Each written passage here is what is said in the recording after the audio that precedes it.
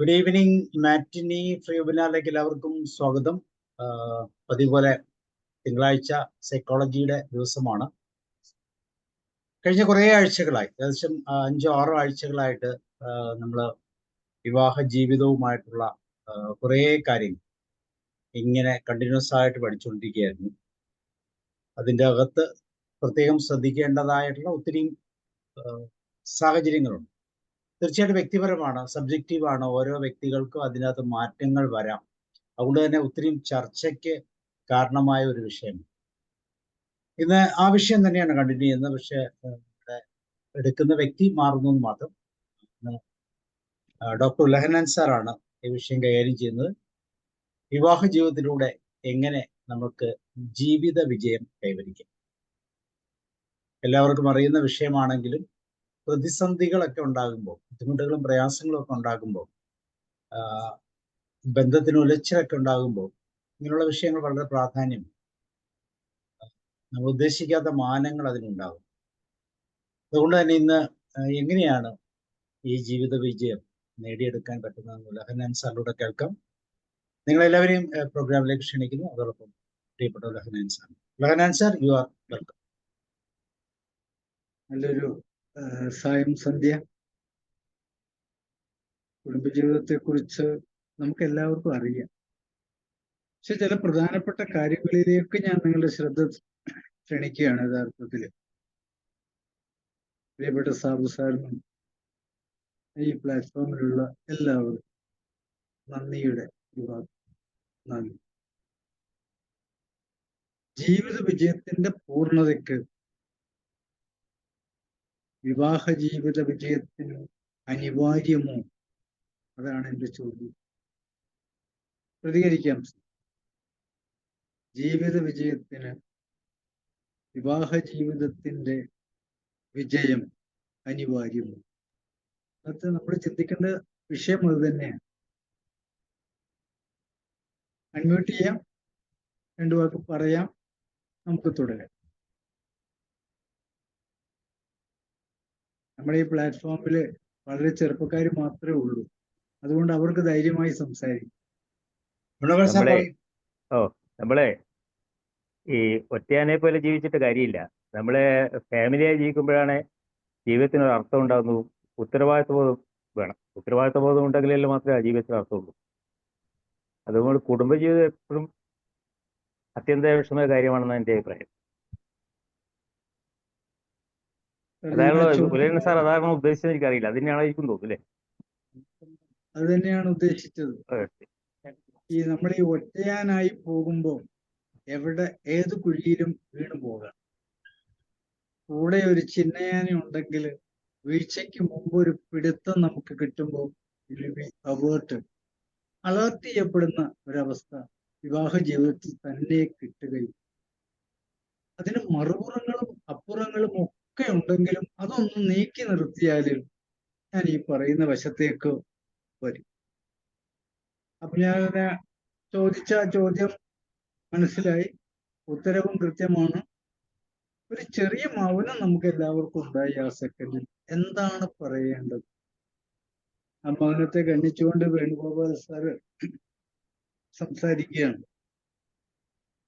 ജീവിത വിജയത്തിന്റെ പടവുകൾ നാം ഓരോന്നായി കയറുമ്പോൾ വൈവാഹിക ജീവിതത്തിന്റെ പ്രാധാന്യവും നമ്മുടെ മുന്നിലുണ്ട്. അത് വിജയകരമായി കൊണ്ടുപോകുന്ന ഒരാൾക്കും ജീവിതം പരാജയപ്പെട്ടു എന്നൊരിക്കലും തോന്നും. സാമ്പത്തിക അത്തരം കാര്യങ്ങളെ കുറിച്ചല്ല, മാനസികമായി നാം പരാജയപ്പെടുന്നുണ്ടോ? തീർച്ചയായും അത്തരം ഒരു യാത്രയിൽ അതുണ്ടാവില്ല. അപ്പോ ആ പടവുകള് കയറുമ്പോൾ നമ്മൾ വിജയത്തിന്റെ പടവുകളായി അതിനെ കണക്കാക്കും. നമുക്ക് പറ്റാത്ത ഒരു പടവിലേക്കും നാം കയറാതിരിക്കുക, അതാണ് ആദ്യ കാര്യം. ദിശ അറിഞ്ഞു പോകും.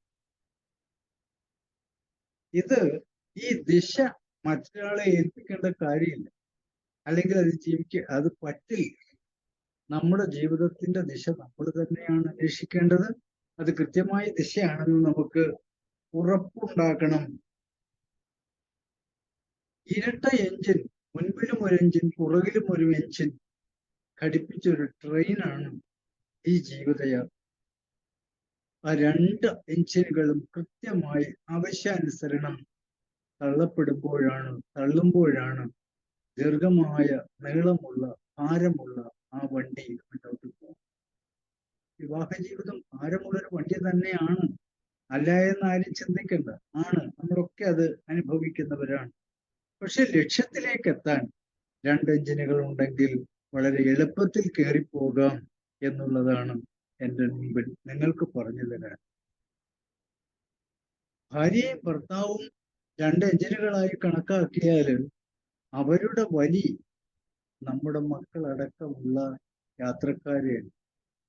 ഡ്രൈവറ് നമ്മളോടൊപ്പം ഉണ്ട്, നമ്മളോടൊപ്പം ഡ്രൈവർ യാത്ര ചെയ്യുന്നുണ്ട്. അദ്ദേഹം യാത്രക്കാരനല്ല, പക്ഷെ നമ്മളെ ലക്ഷ്യസ്ഥാനത്ത് എത്തിക്കാൻ സഹായിക്കുന്ന.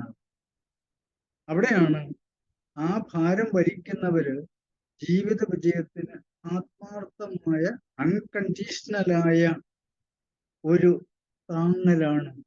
അതാണ് അനിവാര്യത. നമ്മുടെ ജീവിത വിജയത്തിന് അനിവാര്യമായുള്ളത് അൺകണ്ടീഷണലായ ഈ ഭാരം താങ്ങലാണ്.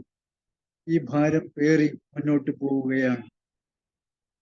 അപ്പോൾ വിവാഹ ജീവിതത്തിലേക്ക് കാൽ വയ്ക്കുന്നതിന് മുമ്പ് അതുമായി ബന്ധപ്പെട്ട ചില മുൻകരുതലുകൾ നമ്മൾ എടുക്കേണ്ടിയിരിക്കുന്നു. ഞാൻ ഒരു നിമിഷം, നമ്മുടെ കുഞ്ഞുമക്കൾ ഭയങ്കര ബഹളം, കഥ ഒന്നടച്ച നിമിഷം.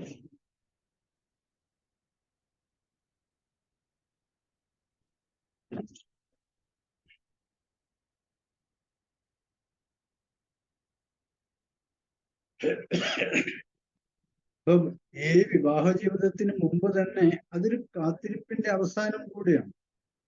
അവിടെ പല കാര്യങ്ങൾ നമ്മൾ അറിയാനുണ്ട്, അറിഞ്ഞത് കൃത്യമായി അനുഷ്ഠിക്കേണ്ടതുമാണ്. അവിടെയാണ് ഞാൻ ഇമ്പോർട്ടൻസ് കൊടുക്കുന്നത്.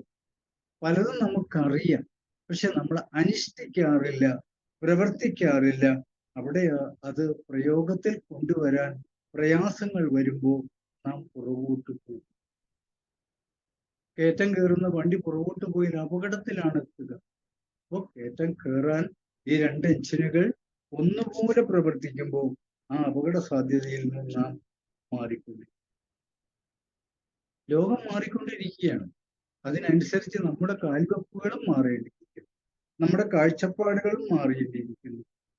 ഇന്ന് ഭൗതിക തലത്തിൽ ഒത്തിരിയേറെ മാറ്റങ്ങൾ, AI പോലെയുള്ള വസ്തുതകൾ വന്നു കഴിഞ്ഞു. കഴിഞ്ഞ ദിവസം പത്രത്തിൽ കണ്ടു ഒരു ചിത്രം, ദിവസം മനോരമയിലുണ്ടെന്ന് തോന്നുന്നു. AI സഹായത്തോടു കൂടി ഒരാളുടെ ചിത്രം കണ്ട് അത് പ്രസിദ്ധീകരിക്കുന്നു. എന്നിട്ട് അവിടെ ഒരു ചോദ്യം ചോദിക്കുകയാണ്, നിങ്ങളുടെ അടുത്തെങ്ങാനും ഇങ്ങനെ ഒരാളെ കണ്ടിട്ടുണ്ടോ? എനിക്ക് തോന്നുന്നു ഒരു 3 തവണ അതിന് ഉത്തരം ഉണ്ട്. എൻ്റെ അടുത്ത് ഇതുപോലൊരു മനുഷ്യനാണ്. പക്ഷെ AI പ്രവർത്തിക്കുന്ന വ്യക്തി ആ മനുഷ്യനെ കണ്ടിട്ടില്ല. അപ്പോൾ നമ്മളോട് സാദൃശ്യമുള്ളവരെ പോലും ഈ സംവിധാനത്തിൽ എത്തിക്കാനായിട്ട് നമ്മുടെ വിരൽത്തുമ്പുകൾ വളർന്നിരിക്കുന്നു, നമ്മുടെ തലച്ചോറ് വളർന്നിരിക്കുന്നു. അപ്പോൾ ഈ വളർത്തല്, ഈ സുഖദുഃഖപരമായ ജീവിതം ലോകത്തിന്റെ മുക്കിലും മൂലയിലും ഉണ്ട് എന്നുള്ളതാണ് മറ്റൊരു സത്യാവസ്ഥ. അപ്പൊ നമ്മുടെ വീട് എന്ന സങ്കല്പം ശക്തമായ മാറ്റങ്ങൾ അനുഭവിച്ചു കഴിയുകയാണിപ്പോൾ. അപ്പോൾ എളുപ്പത്തിൽ ഈ വീട് എന്ന സങ്കല്പം പലപ്പോഴും എളുപ്പത്തിൽ ഉടഞ്ഞു പോകുന്നു. അവിടെ അത് ചില്ലുകൊട്ടാരം പോലെ തകർന്നു വീഴുന്ന കാഴ്ച നമ്മുടെ മുൻപിലുണ്ട്, നാം അറിയുന്നു അത്. അവിടെയാണ് ബന്ധങ്ങളുടെ തകർച്ച. വലിയ കൊട്ടാരങ്ങൾ കെട്ടി അതിനകത്ത് താമസിക്കുന്നവരുടെ മനസ്സിന്റെ ബുദ്ധിമുട്ടുകൾ, ആ കൊട്ടാരങ്ങള് പ്രായോഗികമായി തകർച്ചയിലേക്ക്, ചില്ലുകൊട്ടാരം പോലെ തകർന്നു പോകുന്ന ഒരവസ്ഥ നമ്മുടെ മുന്നിൽ. നിങ്ങൾ ഒന്നുകൂടെ ശ്രദ്ധിച്ചാൽ മനസ്സിലാവും. അതിമനോഹരമായ രമ്യകർമ്മങ്ങൾ ഉയരുന്നു, അതോടൊപ്പം പല കുടുംബങ്ങളും വീണടയുന്നു എങ്കിൽ അവിടെ നിന്ന് നാം കേൾക്കുന്ന സ്വരം ദീനരോധനത്തിൻ്റെതാണ്, വിങ്ങലുകളുടേതാണ്, ബന്ധങ്ങൾ, കുടുംബ ബന്ധങ്ങളിൽ സംഭവിക്കുന്ന അഴുകലിൻ്റെതാണ്. അവിടെ ഈഗോ വർക്ക് ചെയ്യുന്നു, സ്നേഹമല്ല വർക്ക് ചെയ്യുന്നത്, ഈഗോയാണ്. തൻ പ്രമാണിത്വം വർക്ക് ചെയ്യുന്ന ആ കുടുംബത്ത് ഏങ്ങലുകൾ പുറത്തു വരും. അത് ജീവിതം എന്തെന്നും കുടുംബജീവിതം എന്തെന്നും തിരിച്ചറിയാത്തവരുടെ ബുദ്ധിമുട്ടുകളാണ് നാം കണ്ടുകൊണ്ടിരിക്കുന്നത്. കല്ലും മണലും സിമന്റും വെള്ളവും ഉപയോഗിച്ച് അല്ല വീടുകൾ കെട്ടേണ്ടത്. സ്നേഹത്തിന്റെ അനുഭവമാകണം ഒരു വീട്. സ്നേഹത്തിന്റെ അനുഭവം, സ്നേഹത്തിന്റെ പങ്കുവെക്കൽ, സ്നേഹത്തിന്റെ കൂട്ടിക്കുഴയ്ക്കൽ, അതുകൊണ്ട് വീട് കെട്ടിയാൽ അതിനകത്ത് സ്നേഹത്തിന്റെ ശബ്ദം മാത്രമേ പുറത്തു വരികയുള്ളൂ, സന്തോഷത്തിന്റെ അനുഭവങ്ങൾ മാത്രമേ പുറത്തു വരികയുള്ളൂ. അവിടെ വേർപാടുകൾ ഇല്ല. ദൈവം ചേർത്ത് വെച്ച രണ്ട് മനുഷ്യരെ വേർപാടിലേക്ക് വളരെ എളുപ്പത്തിൽ കൊണ്ടുപോകാൻ വൈദഗ്ധ്യമുള്ള മനുഷ്യരായി നാം ഇന്ന് വളർന്നിരിക്കുന്നു. വളരെ പെട്ടെന്ന് തകർച്ചയിലേക്ക് യാതൊരു വിഷമവുമില്ലാതെ മുന്നോട്ട് തള്ളിവിടാൻ നാം പഠിച്ചിരിക്കുന്നു. നാം ഉണ്ടാക്കിയെടുത്ത നമ്മുടെ മനസാക്ഷിയിൽ എവിടെയൊക്കെയോ പുള്ളിക്കുത്തുകൾ വന്നിരിക്കുന്നു. നമ്മുടെ ഹൃദയങ്ങൾ രോഗാതുരങ്ങളാവുന്നു, നമ്മുടെ ചിന്തകൾ രോഗാതുരങ്ങളാവുന്നു. ഇവിടെ ഈ കൊട്ടാരം സ്നേഹവീട്, ഈ സ്നേഹക്കൊട്ടാരം ഇടിഞ്ഞു വീഴാതിരിക്കാൻ നമുക്ക് എന്തൊക്കെയാണ് ചെയ്യാൻ കഴിയും? നമുക്കൊന്ന് ആലോചിച്ചു. ഒരു 30 വർഷം പുറകോട്ട് നമ്മൾ പോയാൽ പുരുഷനെയും സ്ത്രീയെയും വിവാഹപ്പന്തലിലേക്ക് എത്തിക്കുന്നത് വീട്ടുകാരാണ്. അവർ കാണുന്നു, പരസ്പരം സമ്മതങ്ങൾ കൈമാറുന്നു, അതിനുശേഷം ആഘോഷകരമായ സന്തോഷകരമായ ഒരു വിവാഹമാണ്. ഇന്ന് കാലം മാറിയിരിക്കുന്നു. വൈഫൈയുടെ കാലമായി, നമ്മുടെ മൊബൈൽ ഫോണിന്റെ കാലമായി. ആണും പെണ്ണും കണ്ടുമുട്ടും. അവർക്ക് ബാക്കി യാതൊരു സ്വാധീനങ്ങളും ഇല്ലാതായി മാറിയിരിക്കുന്നു. പഴയ ചുറ്റുവട്ടങ്ങളെ കുറിച്ച് അവർ ആലോചിക്കുന്നേയില്ല. അവരെല്ലാം ഇപ്പോൾ ശ്രദ്ധിക്കുന്നത് ജീവിക്കാൻ മാർഗമുണ്ടോ, പഠിത്തമുണ്ടോ, ജോലിയുണ്ടോ, ശമ്പളം നാം പ്രതീക്ഷിക്കുന്ന രീതിയിലുണ്ടോ, മുഖസൗന്ദര്യമുണ്ടോ. അവിടെ നാം മറന്നു പോകുന്നത് നമ്മൾ വളർന്നു വന്ന കുടുംബം, നമ്മളെ വളർത്തിക്കൊണ്ടുവന്ന മാതാപിതാക്കൾ, സഹോദരങ്ങളെ എല്ലാവരെയും വിട്ടുകൊണ്ട് അവരെ ഒക്കെ ഒരു പുകമറയിൽ നിർത്തിക്കൊണ്ട് മുന്നേറുന്ന വൈവാഹിക ജീവിതമാണ് നാം ഇന്ന് കണ്ടും കേട്ടും കൊണ്ടിരിക്കുന്നത്. അവിടെ ജാതി വ്യവസ്ഥയോ മതവ്യവസ്ഥയോ സാമ്പത്തിക വ്യവസ്ഥയോ ഒന്നും കാണുന്നില്ല. ഒരു ചെറിയ പഴക്കത്തില് യെസ് ഞാൻ ഏറ്റു, വിവാഹത്തിലേക്ക് പോവുകയാണ്. പലപ്പോഴും ആ വിവാഹം വളരെ ആർഭാടമായി ആഘോഷിക്കുകയാണ് ചെയ്യുന്നത്. വലിയ വിവാഹം, വലിയ ആഘോഷം. അവിടെ 1-2 ദിവസങ്ങളുടെ ആഘോഷവും ചെണ്ടകൊട്ടലും ഒക്കെ കഴിഞ്ഞാൽ അവിടെ ഒരു പിൻവലിയിലുണ്ട്. ഈ ആർഭാടങ്ങൾ അതിനുവേണ്ടി കടം വാങ്ങി ചെലവഴിച്ച് കണക്കുകൾ എഴുതി കൂട്ടുമ്പോൾ തളരുന്നത് മാതാപിതാക്കളായി. മറ്റുള്ളവരെ കാണിക്കുന്നതിന് വേണ്ടി ആഘോഷവും ആർഭാടവുമായ വിവാഹങ്ങൾ നടത്തി എഴുതിക്കൂട്ടിയ കണക്കുകൾ കണ്ണു തള്ളിക്കുന്നത് ഏറ്റെടുക്കാൻ ആരുമില്ലാതാകുമ്പോൾ അവിടെയാണ് തകർച്ചയുടെ ഒന്നാം പടി നാം കാണുന്നത്. ആ മാതാപിതാക്കളെ തളരാതെ പിടിച്ചു നിർത്തേണ്ട ഉത്തരവാദിത്വം ഈ പുതുതലമുറയ്ക്കുണ്ട്, കുടുംബമാകാൻ പോകുന്ന തലമുറയ്ക്കുണ്ട്. അവിടെയാണ് നാം പുറകോട്ടൊന്ന് ചിന്തിക്കേണ്ടത്. ഞാൻ ആരാണ്? എനിക്ക് ജന്മം തന്നവർ എവിടെയാണ്? എൻ്റെ സ്ഥിതിഗതികൾ എന്താണ്? ഞാൻ എങ്ങനെയാണ് മുന്നോട്ട് പോകേണ്ടത്? ആ അറിവ് തിരിച്ചറിവിലേക്ക് കൊണ്ടുവരുമ്പോൾ ഇവിടെ മറ്റു ബുദ്ധിമുട്ടുകളിൽ നിന്ന് നമുക്ക് രക്ഷപ്പെടാൻ കഴിയും. ആ പ്രതീക്ഷകൾക്കപ്പുറത്ത് കാര്യങ്ങൾ കൈവിട്ടു പോകുമ്പോൾ നാം ശ്രമിക്കേണ്ട പ്രധാന കാര്യം പരസ്പരം പഴിചാരാതിരിക്കുക. വളരെ ശ്രദ്ധിക്കേണ്ട ഒരു പോയിന്റ്. എന്തൊക്കെ കാരണം കൊണ്ടോ നമ്മുടെ കൈ വിട്ടുപോയി എങ്കിൽ കൂടെ പഴിചാരലുകളെ ഒഴിവാക്കാനുള്ള ഒരു ശ്രമം നടത്തുക, പരസ്പരം മനസ്സിലാക്കുക, പങ്കുവെക്കുക. പരസ്പരം കുറ്റപ്പെടുത്തലിൽ നിന്ന് എപ്പോൾ നാം മോചനം നേടുന്നു, നാം ഒന്ന് പരസ്പരം മുറുക്കെ പിടിക്കുന്നു. വന്നുപെട്ട വീഴ്ചയെ നേരിടാൻ എങ്ങനെയാണ് എന്നുള്ളതിനെ കുറിച്ച് നാം ആലോചിക്കുന്നു.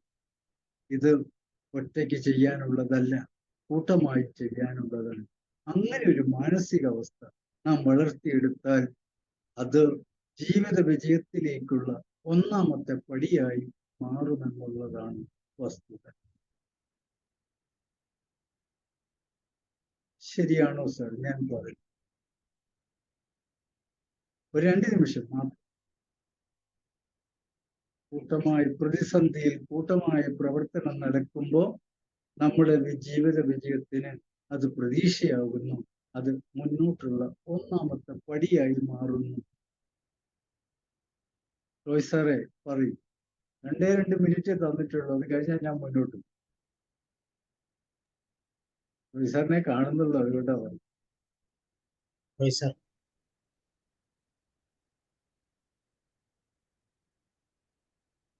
സാറ് മ്യൂട്ടാണ്.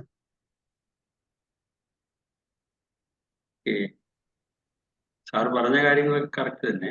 പക്ഷെ ഒരു കാര്യം മനസ്സിലാക്കേണ്ടത് എന്താണെന്ന് വെച്ച് കഴിഞ്ഞാൽ, പൊതുവേ ഒരു കുടുംബ ജീവിതത്തിന്റെ പ്രാധാന്യവും മറ്റതും എല്ലാം കാണിക്കുന്ന ഒരു അന്തരീക്ഷമാണ് നമ്മുടെ വിവാഹ എന്ന ചടങ്ങ് കാണിക്കുന്നത്. പക്ഷേ അപ്പോൾ എല്ലാവരും അതിനു വേണ്ട എല്ലാ വിധത്തിലുള്ള സപ്പോർട്ടും ഒക്കെ തരുമെങ്കിലും അത് കഴിഞ്ഞ് ജീവിക്കേണ്ടത് ഈ ദമ്പതികളാണ്. അപ്പോ അവരവരുടെ ധാരണയും അവരവരുടെ അറിവുകളും മാത്രം മറ്റുള്ളവരിലേക്ക് പകരുക എന്ന് പറയുന്ന ഭാഗമാണ് ഇവിടെ ഏറ്റവും വലിയ വിഷയമായിട്ട് വരുന്നത്. ശരിയാണ് സർ, അത് തന്നെയാണ് ഞാൻ ഉദ്ദേശിച്ചത്. അപ്പോ അതുവരെ നമ്മളായിരുന്നത് അവിടെ ഞാനും നീയുമായി മാറുന്നു, നീയും നിങ്ങളുമായി. അതുവരെ നാമും നമ്മളുമായിരുന്നു, അത് മാറി നീയും നിങ്ങളുമായി മാറുന്ന അവസ്ഥ നമ്മുടെ മാനസിക മാറ്റത്തിന്റെ അവസ്ഥയാണ്. നിനക്കെന്ത് സംഭവിച്ചാലും എനിക്കെന്ത്, ഞാൻ എന്നുള്ളത് മാറുന്നു, നമ്മൾ എന്നുള്ളതും മാറിപ്പോകുന്നു. ഇവിടെ ബന്ധുജനങ്ങള് 2 ചേരിയായി പിടിമുറുക്കുന്നു. ഭാര്യയോടൊപ്പം ഒരു കൂട്ടർ, ഭർത്താവിനോടൊപ്പം വേറൊരു കൂട്ടര്.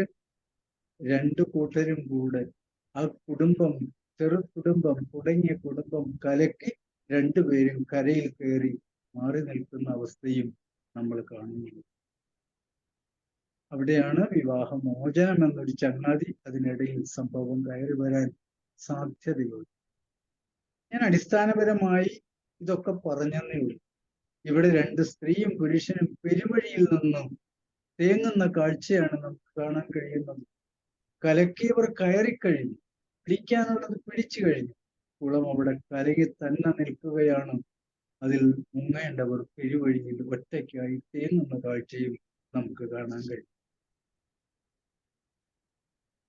ഇതിനുള്ള കാരണങ്ങളെ കുറിച്ച് വ്യക്തമായി നമ്മളൊന്ന് അന്വേഷിച്ചാൽ സ്വാർത്ഥതയും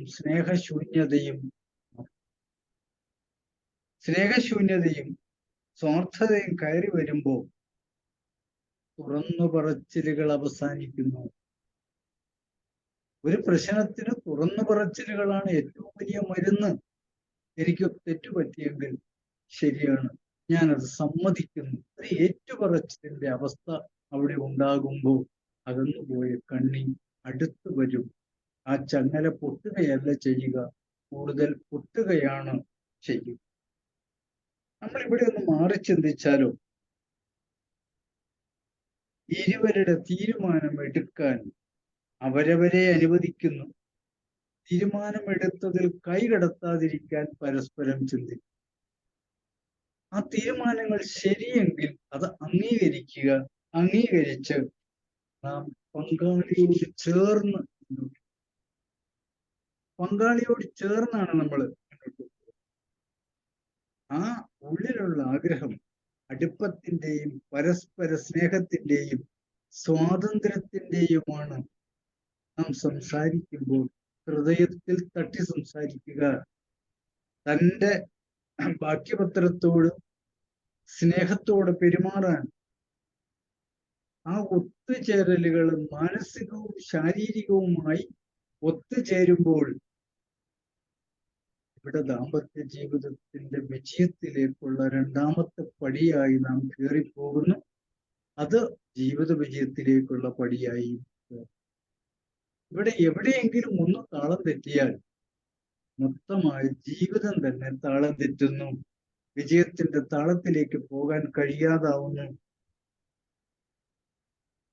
ഞാൻ പറഞ്ഞത് വീണ്ടും ഉറപ്പിച്ച് പറയുകയാണ്. ജീവിത വിജയത്തിന് വൈവാഹിക ജീവിതം അതിന്റെ വിജയം അത്യാവശ്യമാണെന്ന്. അപ്പോൾ ദാമ്പത്യത്തിലെ വെല്ലുവിളികൾ എന്തൊക്കെയാണെന്ന് നമുക്കൊന്ന് പരിശോധിക്കാം. ഇത്രയേറെ വൈവിധ്യമുള്ള ഒരു കാര്യം, അതിന്റെ പുറകിൽ കുറെ കാരണങ്ങൾ കാണും. അതെന്താണെന്നാണ് നാം ഇപ്പോൾ അന്വേഷിക്കുന്നത്. ഭാര്യ എന്ന എന്നോടൊപ്പം വന്ന സ്ത്രീ അവരുടെ പിറന്ന മണ്ണും പിറന്ന വീടും അച്ഛൻ അമ്മ അവരെ എല്ലാം ഉപേക്ഷിച്ചിട്ട് ഒരു പുരുഷന്റെ കൈകളിലൂടെ മുന്നേറുകയാണ്. ഒരു പുതിയ കുടുംബത്തിലേക്ക് അവർ മുന്നേറുകയാണ്. അവിടെ പുരുഷന്റെ വീട്ടിലുള്ളവർ സ്നേഹ പരിചരണങ്ങളോടുകൂടി ഇതിന് എംപതറ്റിക് ഔട്ട് ആ കുടുംബാംഗത്തെ സ്വീകരിക്കുകയും അവരോടൊപ്പം സഞ്ചരിക്കാൻ അനുവദിക്കുകയും ചെയ്യുമ്പോൾ അതിൽ വിജയം മാത്രമേ ഉണ്ടാവുകയുള്ളൂ. നമുക്കെല്ലാം മനുഷ്യരാണ്, നമുക്കെല്ലാം കുറവുകൾ ഉണ്ടാവും, കുറ്റങ്ങൾ ഉണ്ടാവും, അത് പങ്കാളിക്കും ഉണ്ടാവും. പരസ്പരം മനസ്സിലാക്കും. അത് മനസ്സിലാക്കാതിരുന്നാൽ വന്ന ആൾക്ക് അന്യതാബോധമാണ് ഉണ്ടാവുക. അവിടെ ഫിഷ് ഔട്ട് ഓഫ് വാട്ടർ, പിടയ്ക്കലായിരിക്കും ഉണ്ടാവുക. ഇനിയുമുണ്ട്. ഭർത്താവിന്റെ വീട്ടില് ഈ കുട്ടി പുറത്താവുന്നൊരവസ്ഥ, ജലത്തിന് പുറത്താകുമ്പോൾ പിടയ്ക്കുന്ന മത്സ്യത്തിനിടക്ക് വരന്റെ ഭാര്യ അമ്മയെയും അച്ഛനെയും കുടുംബാംഗങ്ങളെയും സമാധാനിപ്പിക്കാനും ഭാര്യയെ സമാധാനിപ്പിക്കാനും പെടാപ്പാടുപെടുന്ന ഒരു പുരുഷൻ, അതാണ് ഭർത്താവ്. അയാളുടെ ജീവിത താളങ്ങൾ പോലും തെറ്റി, അയാളുടെ പ്രതീക്ഷകൾ തെറ്റിപ്പോകുന്നു. അയാളുടെ കുടുംബം അയാളുടെ ഭാര്യയോട് നല്ല രീതിയിൽ മുന്നോട്ട് പോയില്ലെങ്കിൽ അപകടത്തിലാവുന്നത് ഭർത്താവ് എന്ന വ്യക്തി. അയാളുടെ മാനസികാവസ്ഥ നമുക്ക് ആലോചിക്കാൻ പറ്റില്ല. കടലിനും ചെകുത്താനും ഇടയ്ക്കായ ആ അവസ്ഥയിൽ നീങ്ങുന്ന മനുഷ്യനെയാണ് നമുക്ക് കാണാൻ കഴിയുക.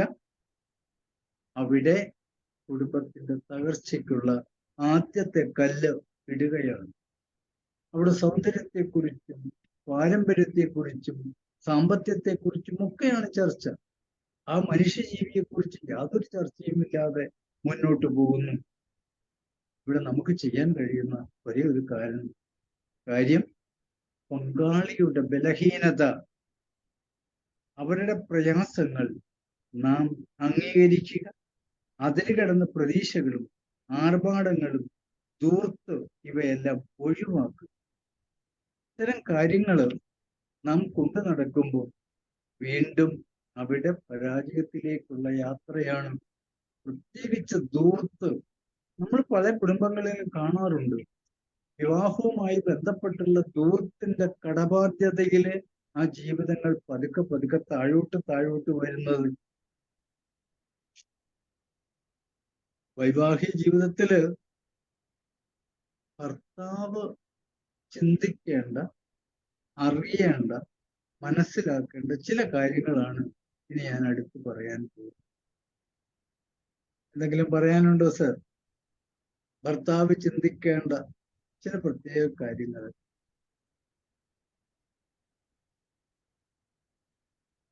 വേണുഗോപാൽ സാറേ. ഹലോ. വൈവാഹിക ജീവിതത്തിൽ ഭർത്താവ് ശ്രദ്ധിക്കേണ്ട കുറച്ച് കാര്യങ്ങൾ. ഭർത്താവ് ശ്രദ്ധിക്കേണ്ട കാര്യം എന്ന് പറഞ്ഞാല്, ഭാര്യ സ്നേഹത്തെക്കാൾ ഉപരി കെയറിംഗ് ആണ് ഭാര്യ ഇഷ്ടപ്പെടുന്നത്. അവരെ കേൾക്കുക, അവരുടെ കാര്യങ്ങൾ വേണ്ടത് അന്വേഷിച്ച് ചെയ്യുക. അതാണ് അവർ കൂടുതൽ, വെറും സ്നേഹം മാത്രമല്ല അവർ ഭാര്യ പ്രതീക്ഷിക്കുന്നത്. ഓക്കെ സാർ, ശരിയാണ്. അത് സാധിപ്പിച്ചു കൊടുക്കാൻ ഭർത്താവ് തയ്യാറാവണം എന്നുള്ളതാണ്. അവിടെ നമുക്ക് നിർത്തിയിട്ട് ഞാൻ ബാക്കി പത്രത്തിലേക്ക് വരാം. ഭർത്താവ് എന്ന വ്യക്തിയെ തൂങ്ങിയാണ് സെൻട്രൽ പോയിന്റ് ആയത് അദ്ദേഹം തന്നെയാണ്. അദ്ദേഹത്തിന് അവരെ സഹായിക്കാനും സ്നേഹിക്കാനും കഴിയണം. അപ്പോ ഭർത്താവ് ചോദിക്കണം, ഞാൻ എൻ്റെ ഭാര്യയ്ക്ക് സന്തോഷവും സമാധാനവും സ്നേഹവുമാണോ നൽകുന്നത് എന്ന് സ്വയം ചോദിക്കും. എൻ്റെ ഭാര്യയ്ക്ക് ഞാൻ കൊടുക്കുന്നത് സന്തോഷമാണ്, സ്നേഹമാണ്, സമാധാനമാണ്? അയാളോടാണ് ചോദിക്കേണ്ടത്. ഇനി അയാൾ വീണ്ടും ചിന്തിക്കണം, എൻ്റെ ഭാര്യയോട് ഒരാളൊരു ചോദ്യം ചോദിക്കുകയാണ്, അടുത്ത ജന്മത്തിലും നിങ്ങൾ ഭാര്യാഭർത്താക്കന്മാരാണെങ്കിൽ ആകണമെന്ന് നിങ്ങളുടെ ഭാര്യ ആഗ്രഹിക്കുന്നുണ്ടാകുന്നു. ഭർത്താവ് ഈ ഭാര്യയെ തന്നെയാണ് എനിക്ക് അടുത്ത ജന്മത്തിലും കിട്ടേണ്ടത് എന്ന് ചിന്തിക്കുന്നുണ്ടാവുന്നു എന്ന് സ്വയം ചോദിക്കുമ്പോൾ എൻ്റെ പ്രവർത്തനങ്ങളിൽ പാളിച്ചകൾ ഉണ്ടോ? എൻ്റെ പ്രവർത്തനങ്ങളിൽ പാളിച്ചകൾ ഉണ്ടെങ്കിൽ എൻ്റെ ഭാര്യ ഒരിക്കലും ഈ മനുഷ്യന് ഇനി അടുത്ത പ്രാവശ്യം എനിക്ക് വേണ്ട എന്നായിരിക്കും പറയുക എന്ന് ചിന്തിക്കുക. ഭാര്യ ഒരിക്കലും ഭർത്താവിൽ നിന്ന് സ്വർണ്ണാഭരണങ്ങളോ പട്ടുവസ്ത്രങ്ങളോ ഒന്നുമല്ല ആഗ്രഹിക്കുന്നത്. സ്നേഹവും സന്തോഷവും നിറഞ്ഞ വാക്കുകൾ, ഒരു തടവൽ, അതാണ് അവരാഗ്രഹിക്കുന്നത്. പട്ടുവളയും പട്ടുമെത്തയും ഒക്കെ ആഗ്രഹങ്ങളുടെ ഏറ്റവും ലാസ്റ്റിലാണ് കിടക്കുന്നത്. പട്ടുമെത്തയിൽ കിടന്നിട്ട് ഉറക്കം നഷ്ടപ്പെടുന്നതിനേക്കാൾ മെത്തയില്ലാതെ കട്ടിലിൽ സന്തോഷത്തോടെ ഉറങ്ങാൻ കഴിയുമെങ്കിൽ അതാണ് ഭാര്യ ആഗ്രഹിക്കുന്നത് എന്ന് ഭർത്താവ് അറിയുക. സ്നേഹം വാക്കിലും ഹൃദയത്തിലും മാത്രമല്ല വേണ്ടത്, മറിച്ച് പ്രവൃത്തിയിൽ ആവശ്യമാണ്. പ്രവൃത്തി കൊണ്ടാണ് അവരെ ബോധ്യപ്പെടുത്തേണ്ടത്, എനിക്ക് നിന്നെ ഇഷ്ടമാണ്, നീ എന്റേതാണ് എന്ന് പറയാതെ പറഞ്ഞുകൊണ്ടിരിക്കുന്നത്. എന്നെ സ്നേഹിക്കാനുള്ളവൾ എന്നതിനേക്കാൾ ഏറെ എനിക്ക് സ്നേഹിക്കാനുള്ളവൾ എന്ന് ഭർത്താവ് ചിന്തിക്കുക. സാധാരണ തിരിച്ചാ സംഭവിക്കുന്നത്. അവൾ എന്നെ സ്നേഹിക്കാനുള്ളവളാണ്, അവളോടെ നിർത്തുക. ഞാൻ അവളെ സ്നേഹിക്കാനുള്ളവനാണ് എന്ന് ഭർത്താവ് മനസ്സിലാക്കുക. ഭാര്യ ഒരു വീട്ടുജോലിക്കാരിയാണ് എന്ന് ചിന്തിച്ച് മുന്നോട്ട് പോകുന്ന ഒത്തിരി അല്ല, അവർ നിങ്ങളോടൊപ്പം മുന്നോട്ട് വരേണ്ടതാണ്. വീട്ടുജോലികളിൽ നമുക്ക് അവരെ സഹായിക്കാൻ കഴിയുന്നത് എങ്കിൽ അതാണ് ഉത്തമമായ പ്രവർത്തനം. എനിക്ക് പലപ്പോഴും അത് കഴിയാറില്ല. പക്ഷെ തട്ടിമുട്ടി നിൽക്കാൻ, ഒരു അടുക്കളയിൽ കാര്യമായി ജോലി ചെയ്യുമ്പോൾ തട്ടിമുട്ടി നിന്നുകൊണ്ട് വർത്തമാനമെങ്കിലും പറയാൻ ഞാൻ ശ്രമിക്കാറുണ്ട്. അവർ അത്രയെങ്കിലും ആഗ്രഹിക്കുന്നു എന്നാണ് എനിക്ക് തോന്നിയിട്ടുള്ളത്. ചെയ്തു കൊടുത്താൽ നടക്കും. ഒരു പക്ഷെ എൻ്റെ ഇതുകൊണ്ടായിരിക്കും, എൻ്റെ തോന്നലുകളുണ്ടാവാം. പക്ഷെ അവരെ വാക്കുകൾ കൊണ്ടും നോട്ടങ്ങളിലും ആ പ്രവൃത്തികളിൽ സഹായിക്കാൻ എനിക്ക് കഴിയുന്നുണ്ട്. അതിനുള്ള സന്തോഷം തിരിച്ചു കിട്ടാറുണ്ട്. വളരെ പ്രധാനപ്പെട്ട ഒരു കാര്യം, ഭാര്യയെ പരസ്യമായി ശാസിക്കാതിരിക്കുക. മറ്റൊരാളുടെ മുമ്പിൽ വെച്ച് ഭാര്യയുടെ കുറവുകൾ പറയാൻ ഭർത്താവ് ശ്രമിക്കാതിരിക്കുക, അവരെ ശാസിക്കാതിരിക്കുക, അവരെ കുറ്റപ്പെടുത്താതിരിക്കുക. മദ്യപാനം ഭാര്യയിൽ എപ്പോഴും നിരാശയും വെറുപ്പും ആണ് ഉണ്ടാക്കുന്നത് എന്ന് ഭർത്താവ്. പൊതുവേദികളില്, പൊതുസ്ഥലത്ത് ഭാര്യയെ കുറ്റപ്പെടുത്താതിരിക്കുക, ശാസിക്കാതിരിക്കുക, കുറവുകൾ പറയാതിരിക്കുക. അതോടൊപ്പം ഭർത്താവ് മദ്യപാനിയെങ്കിൽ ഭാര്യയുടെ മനസ്സിൽ നിരാശയാണ് ഉണ്ടാവുക, വെറുപ്പാണ് ഉണ്ടാവുക. അത് ഭർത്താവ് മനസ്സിലാക്കിയിരിക്കുന്നു. തൻ്റെ ജോലിയും ബിസിനസ്സും മറ്റു പൊതുപ്രവർത്തനങ്ങളും ഒക്കെ അവിടെ ഉണ്ട്. അതിനേക്കാളൊക്കെ പ്രധാനപ്പെട്ടതാണ് ഭാര്യ എന്ന് വിചാരിക്കുക. നാം ദൂരത്തായിരിക്കുമ്പോൾ നമ്മൾ വിളിച്ചു പറയും, ഞാൻ വരും കേട്ടോ, കുറച്ച് വൈകി, ഞാൻ വരുന്നുണ്ട്, വൈകിപ്പോയി, പക്ഷെ കുറച്ച് വൈകിയാലും ഞാൻ എത്തും. അവിടെ നാം അവർക്ക് കൊടുക്കുന്നത് ഒരു പ്രതീക്ഷയാണ്. എൻ്റെ ഭർത്താവ് ഇത്ര ദൂരത്താണെങ്കിലും എന്നെ ഓർക്കുന്നു, എന്നോട് വിളിച്ചു പറയുന്നു ഞാൻ വരുന്നു എന്നത്. അത് അവർക്ക് സാന്ത്വനമാണ്, ആ സ്വാതന്ത്ര്യം നൽകാൻ ഉത്തരവാദി ഭർത്താവാണ്. ഭർത്താവ് ഭാര്യയ്ക്ക് കൊടുക്കേണ്ട പ്രൈം ടൈം അത് കൊടുക്കണം. അതിന് മറ്റൊന്നും ആ സമയത്ത് 2 മെസ്സേജ് അയച്ച് അല്പം സാമ്പത്തിക ലാഭം ഉണ്ടാക്കുന്നതിനേക്കാൾ ആ സമയം ഭാര്യയോടൊപ്പം ചെലവഴിക്കുക. ഭാര്യയോട് ചേർന്ന് പലപ്പോഴും സന്ദർശനങ്ങൾക്ക് പോകാൻ ആളുകൾ മടിക്കുന്നു. പോണം, പുറത്തു പോകണം, സന്ദർശനങ്ങൾക്ക് പോകണം, 1 മണിക്കൂർ, അരമണിക്കൂർ നടക്കാൻ പോകണം, സ്വതന്ത്രമായി സംസാരിക്കാൻ. ഭാര്യയ്ക്ക് വീട്ടിലുള്ളപ്പോൾ ഭർത്താവിനോട് പലപ്പോഴും പല കാര്യങ്ങളും പറയാൻ ബുദ്ധിമുട്ടുകളുണ്ട്. ആ സമയത്ത് നാം പുറത്തു പോകേണ്ടിയിരിക്കുന്നു, അവരുടെ കാര്യങ്ങളിലേക്കോ നാം ചേരേണ്ടിയിരിക്കുന്നു. അവരുടെ കാര്യങ്ങൾ കേൾക്കുക, ഹൃദയം കൊണ്ട് കേൾക്കുക. കമ്മ്യൂണിക്കേഷൻ അല്ല, ആ കമ്മ്യൂണിക്കേഷന് വ്യത്യസ്തമായ ഒന്നാണത് ഹൃദയം കൊണ്ട് കേൾക്കുക. ഹൃദയത്തിൽ നിന്ന് വരുന്നതാണ്. അവിടെ സത്യസന്ധമായ സംസാരമേ വരികയുള്ളൂ. ഇനിയുമുണ്ട് ഭർത്താവിന്റെ പിടിയിലുള്ള ശക്തമായൊരു ആയുധമാണ് ലൈംഗികത. മനസ്സും ശരീരവും ഒന്നിച്ച് ഒട്ടിച്ചേർന്ന് മുന്നോട്ട് പോകുന്ന ഒരവസ്ഥയാണ് അത്. പ്രതീക്ഷയോടുകൂടിയുള്ള ഒരവസ്ഥ. അത് കൊടുക്കാൻ കഴിയുന്നില്ലെങ്കിൽ ബാക്കി എന്തുണ്ടെങ്കിലും അത് ബാക്കിയെല്ലാം മുഴച്ചു നിൽക്കും. പിണ ചേർന്ന് പോകുന്നില്ല എങ്കിൽ സ്നേഹം പങ്കുവെക്കാൻ അവിടെ കഴിയില്ല എന്നുള്ളതാണ്. അപ്പോ ഭാര്യയോട് നമുക്ക് എന്തൊക്കെ ചെയ്യാൻ കഴിയുന്നു? ഭാര്യയുടെ വികാരങ്ങളെ നാം മാനിക്കും, ഭാര്യയുടെ കുറവുകളെ നാം മാനിക്കും. ശാരീരികവും മാനസികവുമായി അവർക്ക് നൽകാനുള്ളത് 100% അവർക്ക് കൊടുക്കുക. വളരെ പ്രധാനപ്പെട്ട മറ്റൊരു കാര്യമാണ് ഭാര്യ പാചകം ചെയ്തു തരുന്ന ഭക്ഷണം വളരെ രുചിയോടുകൂടി കഴിക്കുക, നന്ദിയോടുകൂടി കഴിക്കുക. പല കുടുംബങ്ങളുടെയും ചിത്രത്തിന് കാരണം വലിച്ചെറിയപ്പെടുന്ന ഭക്ഷണ പാത്രങ്ങളാണ്.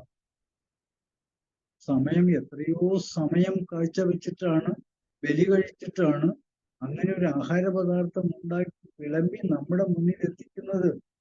അവിടെ ആദ്യത്തെ സ്നാപ്പിൽ ഒരല്പം എടുത്ത് വായിൽ വെച്ച് ഇത് പട്ടിക്കിട്ട് കൊടുക്കുക വാചകമാണ്.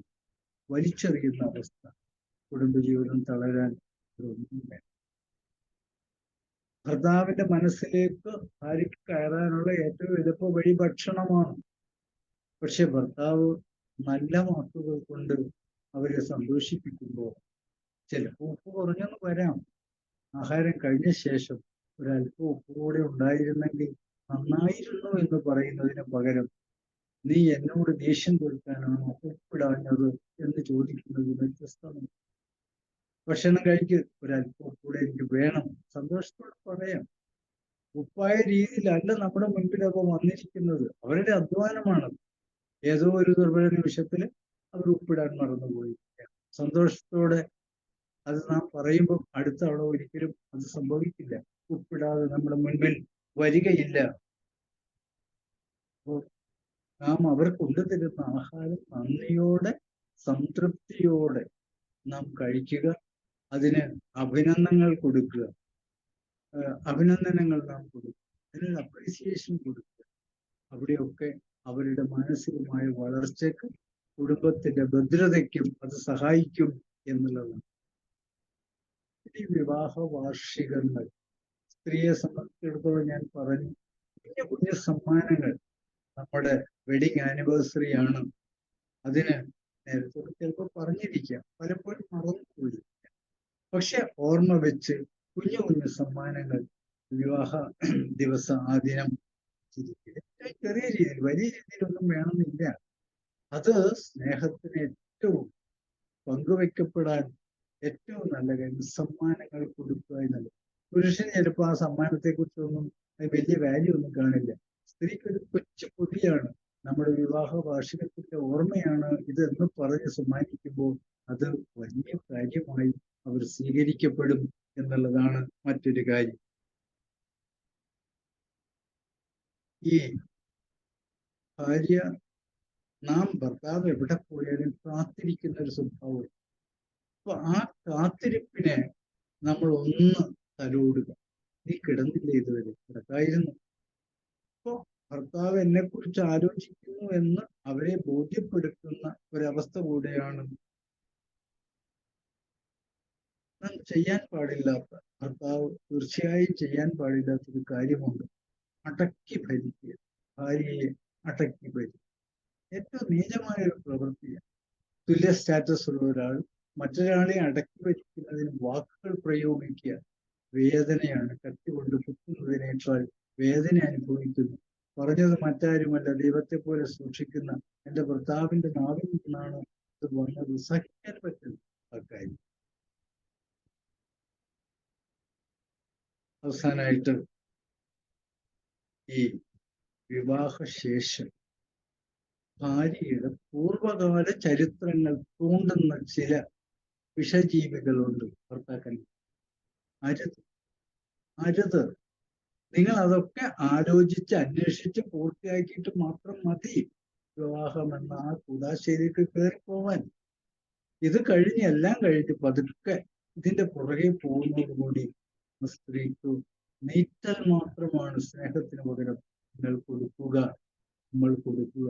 ഞാനല്ല.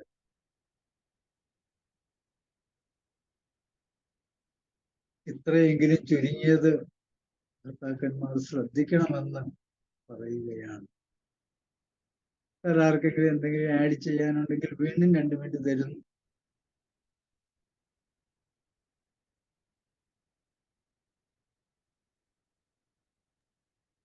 എന്തെങ്കിലും ആഡ് ചെയ്യാനുണ്ടെങ്കിൽ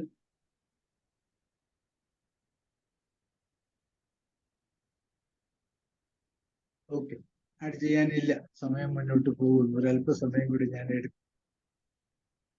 ഈ ഭർത്താക്കന്മാരെ അങ്ങനെ പുണ്യവാന്മാരാക്കി വിടുന്നതിൽ കാര്യമില്ല. ഈ ഭാര്യമാരുടെ പ്രവർത്തനങ്ങൾ എങ്ങനെയായിരിക്കണം എന്നുകൂടെ പറയാതിരുന്നാൽ ശരിയാവില്ല. അപ്പൊ അക്കാര്യങ്ങളെ കുറിച്ചും കൂടി ഞാനൊന്ന് അന്വേഷിക്കും.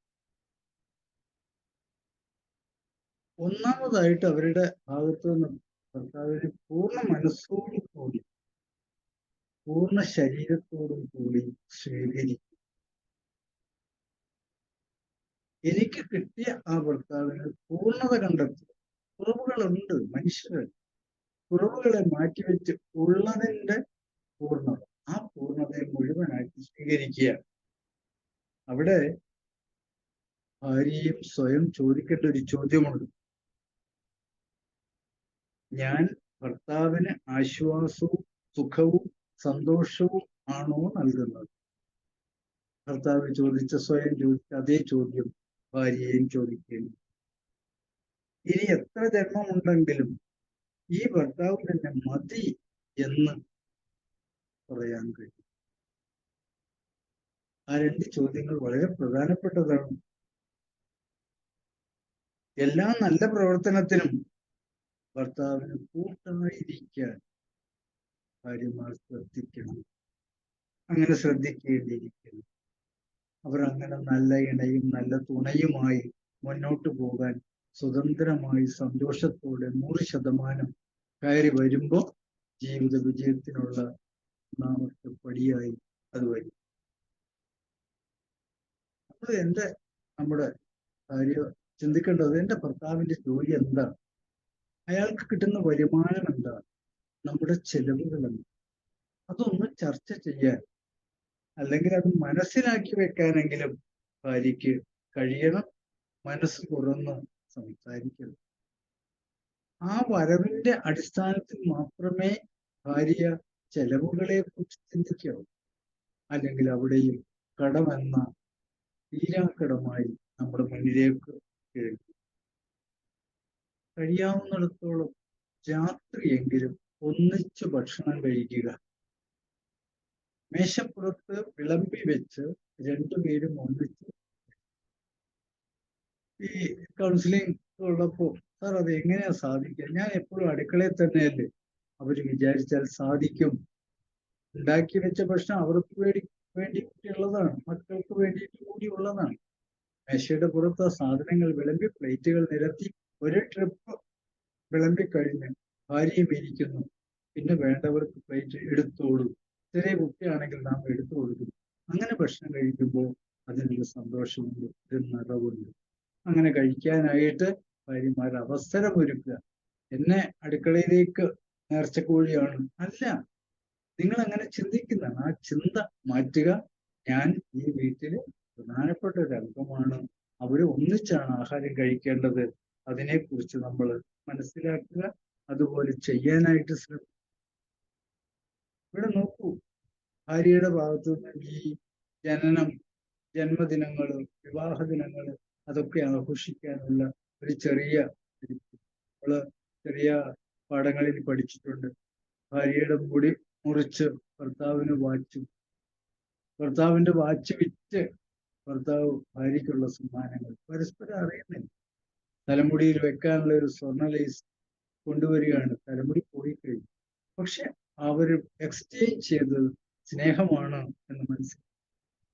ആത്മാർത്ഥമായ സ്നേഹപ്രകടനം, തലോടൽ, ലൈംഗികത ഇവ സന്തോഷത്തോടെ ആഘോഷത്തോടെ അനുഷ്ഠിക്കുക. അതിലൊരു കുറവും വരുത്തരുത്. സന്തോഷം നമുക്ക് ആവശ്യമാണ്, നാം ഉണ്ടാക്കിയാലേ അതുണ്ടാവൂ. എവിടെയെങ്കിലും അത് അന്വേഷിച്ച് നടന്നിട്ട് കാര്യമില്ല. കൃഷ്ണമൃഗത്തിന് അതിന്റെ പൊക്കിളിലുള്ള മണം അത് തേടി ലോകം മുഴുവൻ അലയുകയാണ്. അത് പിടഞ്ഞ് അവസാനിക്കുമ്പോൾ അതിന്റെ പൊക്കിളിൽ തന്നെയാണ് ആ കൃഷ്ണമൃഗത്തിന്റെ മണം വരുന്ന കസ്തൂരി അന്വേഷിച്ച് നാം നടക്കുക. പക്ഷെ നമ്മളിലുള്ള കസ്തൂരി നാം കണ്ടെത്തണം. സ്നേഹം ലഭിക്കുന്ന ഏറ്റവും പ്രധാനപ്പെട്ട ഭാഗം തന്റെ ഭർത്താവാണ്. സ്നേഹം കൊടുക്കേണ്ടതും വാങ്ങേണ്ടതും പരസ്പരമാണ്, ഒരാളല്ല എന്ന് മനസ്സിലാക്കി.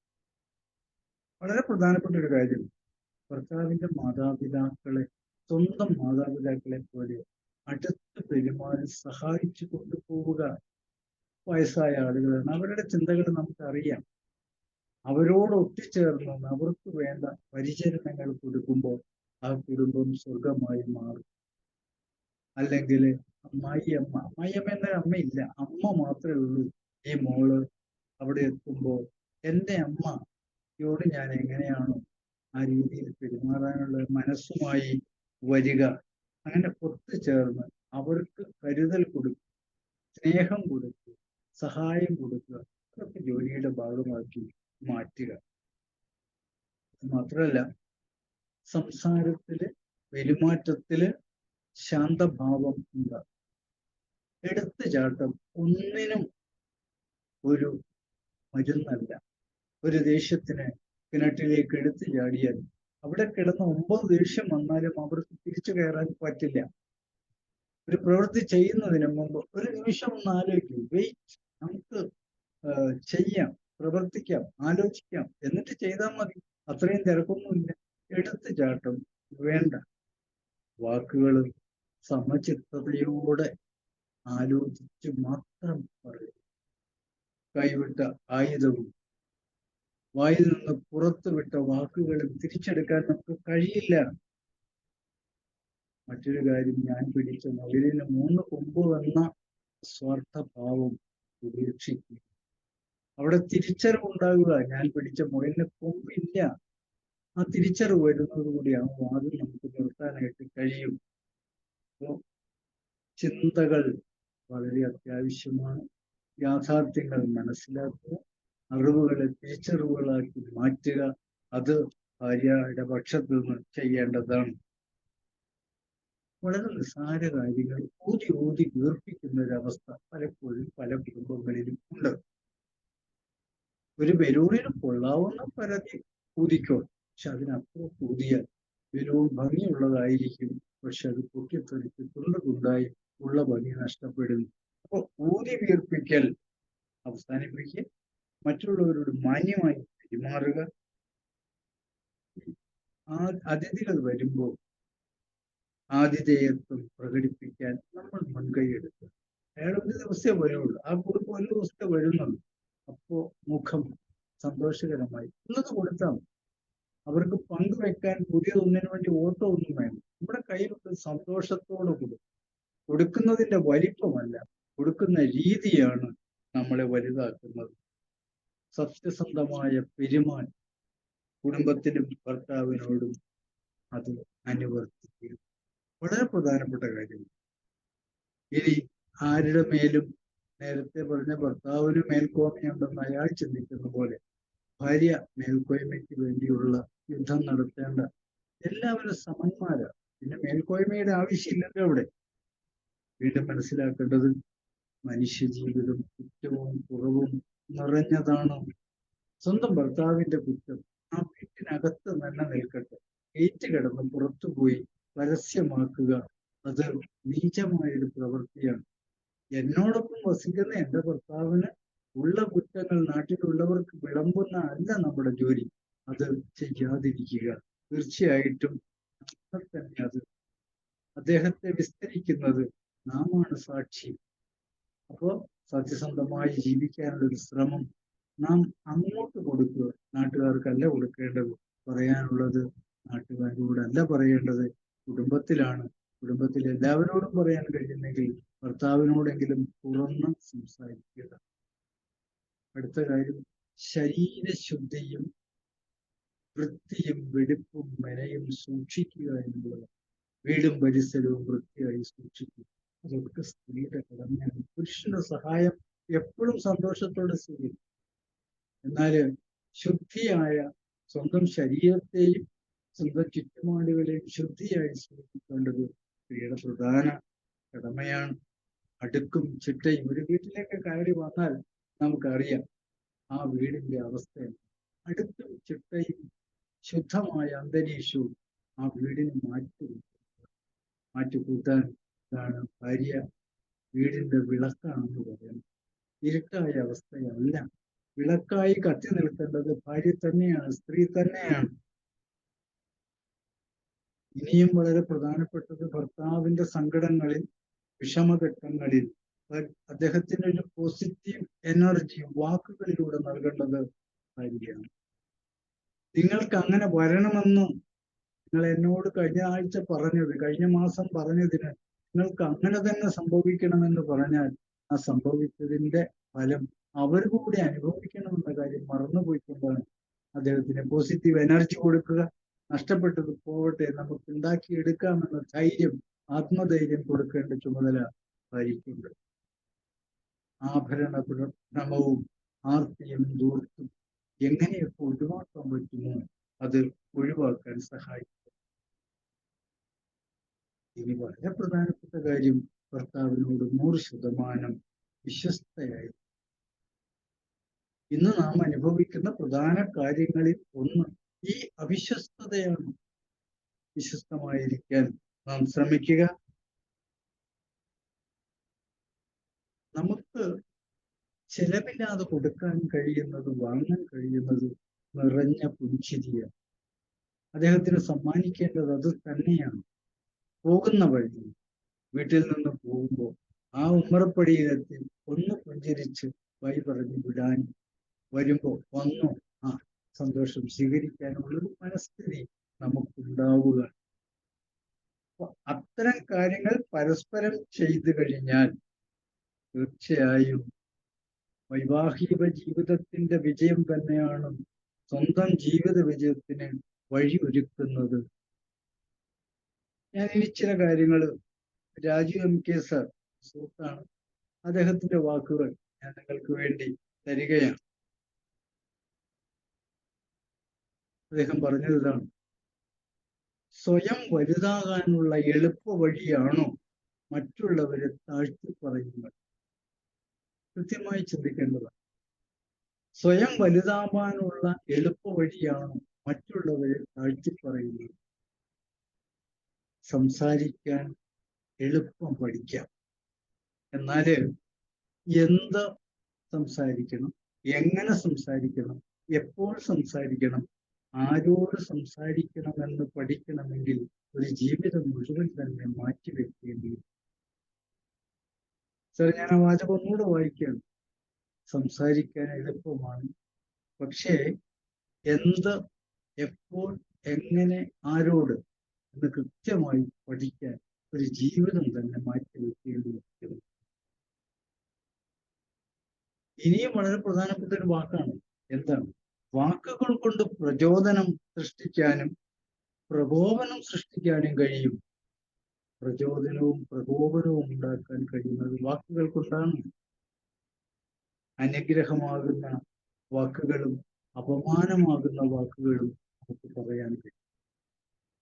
അനുഗ്രഹമാകുന്ന വാക്കുകളും അപമാനമാകുന്ന വാക്കുകളും നമുക്ക് പറയാൻ കഴിയും. തലച്ചോറ് കൊണ്ട് സംസാരിക്കുന്നവരും ഹൃദയം കൊണ്ട് സംസാരിക്കുന്നവരുമുണ്ട്. ഹൃദയം കൊണ്ട് നമുക്ക് സംസാരിക്കാം. വായി തുറക്കുന്നതിന് മുമ്പ് നാം ഹൃദയത്തോട് ചില ചോദ്യങ്ങൾ ചോദിക്കും. നാം വായി തുറന്ന് പുറത്തേക്ക് വിടുന്ന ആ ശബ്ദത്തിന് മുമ്പ് നാം സ്വന്തം ഹൃദയത്തോട് ചോദിക്കുക, എന്റെ ഈ വാക്കുകൾ മറ്റുള്ളവരെ മുറിപ്പെടുത്തുമോ? അതോ ആ മുറിവ് ഉണക്കുമോ? നിർബന്ധമായി ചോദിക്കേണ്ടതാണ്. എന്റെ വാക്കുകൾ മറ്റുള്ളവരെ മുറിപ്പെടുത്തുമോ? അതോ ഉള്ള മുറിവ് സുഖപ്പെടുത്തുമോ? വീണ്ടും എന്റെ വാക്കുകൾ അയാളും ഞാനും തമ്മിലുള്ള അകലം കൂട്ടുമോ? അതോ അടുപ്പം കൂട്ടുമോ?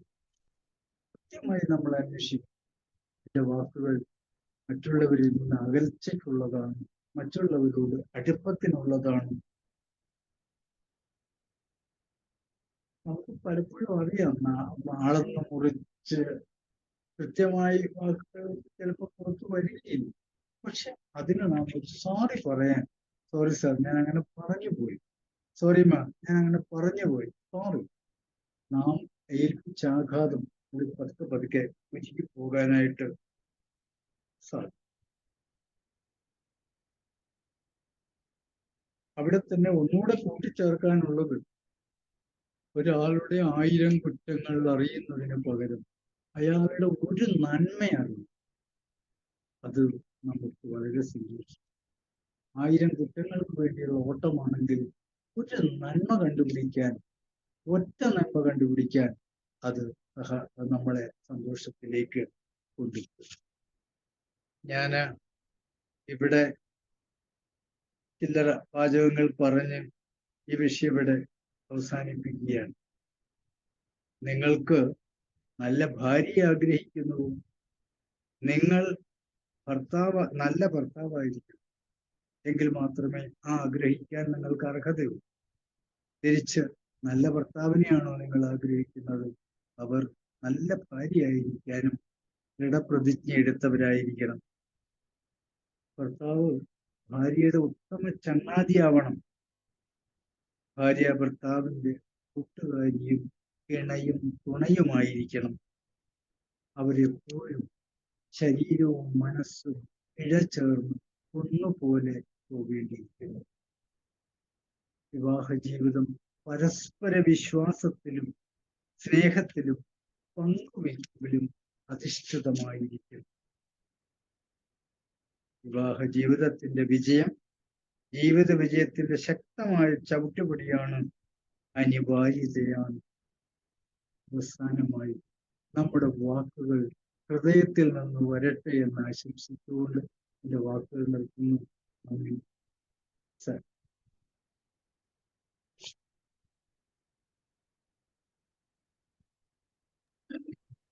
Okay sir, thank you. വളരെ പ്രത്യേകതയുള്ള ഒരു വിഷയം, ഒരുപക്ഷെ നല്ല പരിചയമുള്ളൊരു വിഷയം. പക്ഷെ അതിൻ്റെ അകത്ത് കൂട്ടിച്ചേർത്ത് വെക്കാനുള്ള, കറക്റ്റായിട്ട് കണക്ട് ചെയ്യാനുള്ള ഒത്തിരി വഴികൾ ലഹന്നൻ സാർ വളരെ മനോഹരമായിട്ട് എക്സ്പ്ലെയിൻ ചെയ്തു. ആദ്യം തുടങ്ങി അവസാനം വരെ ഓരോരോ പോയിന്റുകളായിട്ട് അത് എക്സ്പ്ലെയിൻ ചെയ്തു. അപ്പോൾ ഓരോ പോയിന്റുകൾക്കും നമുക്ക് ഗ്രേഡ് ചെയ്യാം. ഒരു മെഷറിംഗ്, ഒരു സ്കെയിൽ കൊടുത്തു കഴിഞ്ഞാൽ ആ സ്കെയിലിൽ നമുക്ക് എങ്ങനെയാണ് ലൈഫ് മുന്നോട്ട് കൊണ്ടുപോകുന്നത് എന്ന് നമുക്ക് കൃത്യമായിട്ട് അനലൈസ് ചെയ്യാവുന്ന രീതിയിൽ സ്റ്റെപ്പ് ബൈ സ്റ്റെപ്പ് ആയിട്ട് സാർ അത് എക്സ്പ്ലെയിൻ ചെയ്തു. Thank you sir, thank you very much. Yes, ഇതുമായിട്ട് ബന്ധപ്പെട്ട് എന്തെങ്കിലുമൊക്കെ പോയിന്റ്സ് ആഡ് ചെയ്യാം. എക്സ്പീരിയൻഷ്യലായിട്ട് ലൈഫിലോ ചുറ്റുമുള്ള ലൈഫിലോ എല്ലാവരും കൗൺസിലേഴ്സ് എന്ന് പറയുന്ന ഒരു കാറ്റഗറിയിലുള്ളവരായതുകൊണ്ട് തന്നെ ഒത്തിരി അനുഭവങ്ങൾ നമ്മുടെ ജീവിതത്തിലൂടെ കടന്നുപോയി, ഒത്തിരി തിരിച്ചറിവുകൾ ഉണ്ടായിട്ടുണ്ട്, ഒത്തിരി പേരെ തിരിച്ചറിവിലേക്ക് നമ്മൾ നയിച്ചിട്ടുണ്ട്. അതുകൊണ്ട് തന്നെ ആ ഒരു ഏരിയയിലൊക്കെ ഒത്തിരി ഷെയർ ചെയ്യാൻ പറ്റും. തീർച്ചയായിട്ടും നിങ്ങളുടെ ഷെയറിങ് കൂടെ പ്രതീക്ഷിക്കുന്നു. നമുക്ക് തോമസ് അച്ഛനിൽ നിന്ന് തുടങ്ങാം. തോമസ് അച്ഛൻ ഫ്രീ ആണ്? ഹലോ സബു സാർ, ഉലയനൻ സാർ, നമസ്കാരം. സാറിന്റെ ക്ലാസ് വളരെ മനോഹരമായിരുന്നു. ഈ ഒരു കാലഘട്ടത്തിൽ എന്താണ് വെല്ലുവിളികൾ നേരിടുന്ന ഒരു വലിയ ഇൻസ്റ്റിറ്റ്യൂഷനാണ് കുടുംബം എന്ന് പറയുന്നത്. അത് പരസ്പരം സ്നേഹത്തിലും ധാരണയിലും ഐകമത്യത്തിലും ഒക്കെ മുന്നോട്ട് കൊണ്ടുപോകുന്നതിന്റെ ആവശ്യകതയും അതിന്റെ ഗുണവും ദോഷവശങ്ങളൊക്കെ സാർ വളരെ ഭംഗിയായിട്ട് അവതരിപ്പിച്ചു. പ്രത്യേക അഭിനന്ദനങ്ങൾ. സാർ പറഞ്ഞതിൻ്റെ അകത്ത് എനിക്ക് ആഡ് ചെയ്യാനുള്ള ഒരു കാര്യം, നമ്മുടെ ഈ മേൽക്കോയ്മ എന്ന ഒരു പദം സാർ ഉപയോഗിച്ച് യഥാർത്ഥത്തിൽ ഈ ഫാമിലി ഒരു സിസ്റ്റമാണ്. ഓരോ സൊസൈറ്റിയിലെ സിസ്റ്റത്തിന് ഒരു ലീഡർ ആവശ്യമാണ്. ആ ലീഡറെ കൂടെ നിൽക്കുന്നവരെ മാനിക്കുകയും അനുസരിക്കുകയും ചെയ്യുമ്പോൾ മേൽക്കോയ്മ എന്ന വാക്കിനപ്പുറം അത് ലീഡ് ചെയ്യുന്ന ഒരാളിനെ അനുസരിക്കുന്നു, സ്നേഹത്തോടെ ചേർത്ത് പിടിക്കുന്നു, സിസ്റ്റം ഭംഗിയായിട്ട് കൊണ്ടുപോകാനായിട്ട് സഹായിക്കുന്നു എന്നൊരു കാഴ്ചപ്പാട് നമുക്ക് ഉണ്ടാവേണ്ടത്. ഒരു വണ്ടി ഡ്രൈവറിനെ കൊണ്ട് തന്നെ വണ്ടി നന്നായിട്ട് ഓടിക്കാൻ പറ്റത്തില്ല. കണ്ടക്ടറും പോർട്ടറും എല്ലാവരും കൂടെ സഹകരിക്കണം എന്ന് പറഞ്ഞ പോലെ ഒരു പരസ്പരം ധാരണയോടെ അതിനകത്ത് ഡ്രൈവറുടെ മേൽക്കോയ്മ എന്ന വാക്കിന് അവിടെ പ്രസക്തിയില്ല. ഡ്രൈവറാ വണ്ടി കൺട്രോൾ ചെയ്യുന്നത്. അപ്പൊ ഈ സ്ത്രീ പുരുഷന്മാർക്കിടയിൽ ഇമോഷണലി, ഫിസിയോളജിക്കലി, സൈക്കോളജിക്കലി ഡിഫറൻസ് ഉണ്ട്. അപ്പൊ അത് പരസ്പരം മനസ്സിലാക്കി ഒരാൾ മറ്റാളിന്റെ കീഴിലല്ല, അടിമയുമല്ല. പക്ഷേ ഈ ഫാമിലി സിസ്റ്റം നന്നായിട്ട് കൊണ്ടുപോകണമെങ്കിൽ ഒരു ലീഡർ ആവശ്യമാണ്. ആ ലീഡറിന് അഭിപ്രായത്തോട് ചേർന്ന് പോകാൻ പറ്റുന്നവർക്ക് ചേർന്ന് പോവുക, അല്ലാത്ത എതിരഭിപ്രായം ഉണ്ടെങ്കിൽ ശാന്തമായിട്ട് പ്രകടിപ്പിക്കാൻ അവകാശമുണ്ട്. എങ്കിലും ഫൈനൽ തീരുമാനം, ഡിസിഷൻ എടുക്കേണ്ടത് ലീഡർ തന്നെയായിരിക്കും. എങ്കിൽ മാത്രമേ ഇപ്പൊ ഇന്ത്യ രാജ്യത്തിലായാലും ഓഫീസിലായാലും ഫാക്ടറിയിലായാലും അതിന്റെ ഒരു ലീഡറുടെ നിർദ്ദേശം അനുസരിച്ച് കൂടെ വർക്ക് ചെയ്യുന്ന ഒരു സിസ്റ്റം ഭംഗിയായിട്ട് പോകുള്ളൂ. അപ്പൊ ആ ഒരു കാഴ്ചപ്പാടിനെ പ്രൊമോട്ട് ചെയ്യുന്ന ഇപ്പോൾ ഈ ഒരു കാലഘട്ടത്തിൽ പ്രത്യേകിച്ച് ന്യൂജന്റെ ഈ സ്ത്രീ പുരുഷ സമത്വത്തെ കുറിച്ച് പരിധിക്ക് അപ്പുറത്തേക്കുള്ള പഠിപ്പിക്കൽ വരുമ്പോൾ അത് പല മേഖലകളിലും വലിയ പ്രതിസന്ധിക്കിടയാവും. അപ്പൊ അങ്ങനത്തെ ഒരു കാര്യം കൂടി ചേർത്ത് പറയുകയാണെങ്കിൽ നന്നായിരിക്കുന്ന ഒരു അഭിപ്രായമുണ്ട്. എങ്കിലും സാറിന്റെ ക്ലാസ് വളരെ ഭംഗിയായിരുന്നു. Okay sir, thank you so much. Thank you so much. Okay അച്ഛാ, ശരിയാണ്. താങ്ക് യു അച്ഛാ. ജ്യോതികുമാർ സാർ കേൾക്കുന്നുണ്ടോ? Yes sir. പറയൂ. നമ്മളെ എന്താ പറയണ്ടേ, ഞാൻ ഉലകനാണ് സാർ. നമസ്കാരം. പിന്നെ ഈ താരകരൂപിണി നീ എന്നും എന്നോട് ഭാവന രോമാഞ്ചമായിരിക്കും എന്നും പറഞ്ഞിട്ടാണല്ലോ തുടങ്ങുന്നത് ഉലകനാണ് സാർ. കല്യാണ മാല്യം കല്യാണ അണിയുന്നത് അതുപോലെ. പക്ഷെ പിന്നീട് അങ്ങോട്ട് താരകരൂപിണിയൊക്കെ മാറി പല രൂപത്തിലേക്കും മാറും. പക്ഷേ അവിടെ ഈ ടോട്ടൽ അഡ്ജസ്റ്റ്മെന്റ് ഒരു പരിധിവരെ, ഒരു പൊട്ടിത്തെറികളും ചീറ്റലും പൊട്ടലും ഒക്കെ സ്ഥിരം ഉണ്ടായിക്കൊണ്ടേ ഇരിക്കുന്നുണ്ട് എന്നുള്ളതാണ് സത്യം. ഈ പറഞ്ഞ പോലെ രണ്ടുപേരും അറിഞ്ഞുകൊണ്ട്. പക്ഷെ ഇന്നിപ്പം നമ്മളെ ഫാദർ തോമസ് സാർ പറഞ്ഞ പോലെ ഇന്നിപ്പം എന്താണെന്ന് വെച്ചാൽ ഈക്വാലിറ്റി, സാമ്പത്തികമായിട്ട് രണ്ടുപേരും ഒരേ ലെവലിലായപ്പോൾ അതോടുകൂടി നീ പോടാന്നുള്ളൊരു സ്റ്റൈലിലേക്ക് വരുന്ന ഒരവസ്ഥയിലേക്ക് എത്തി.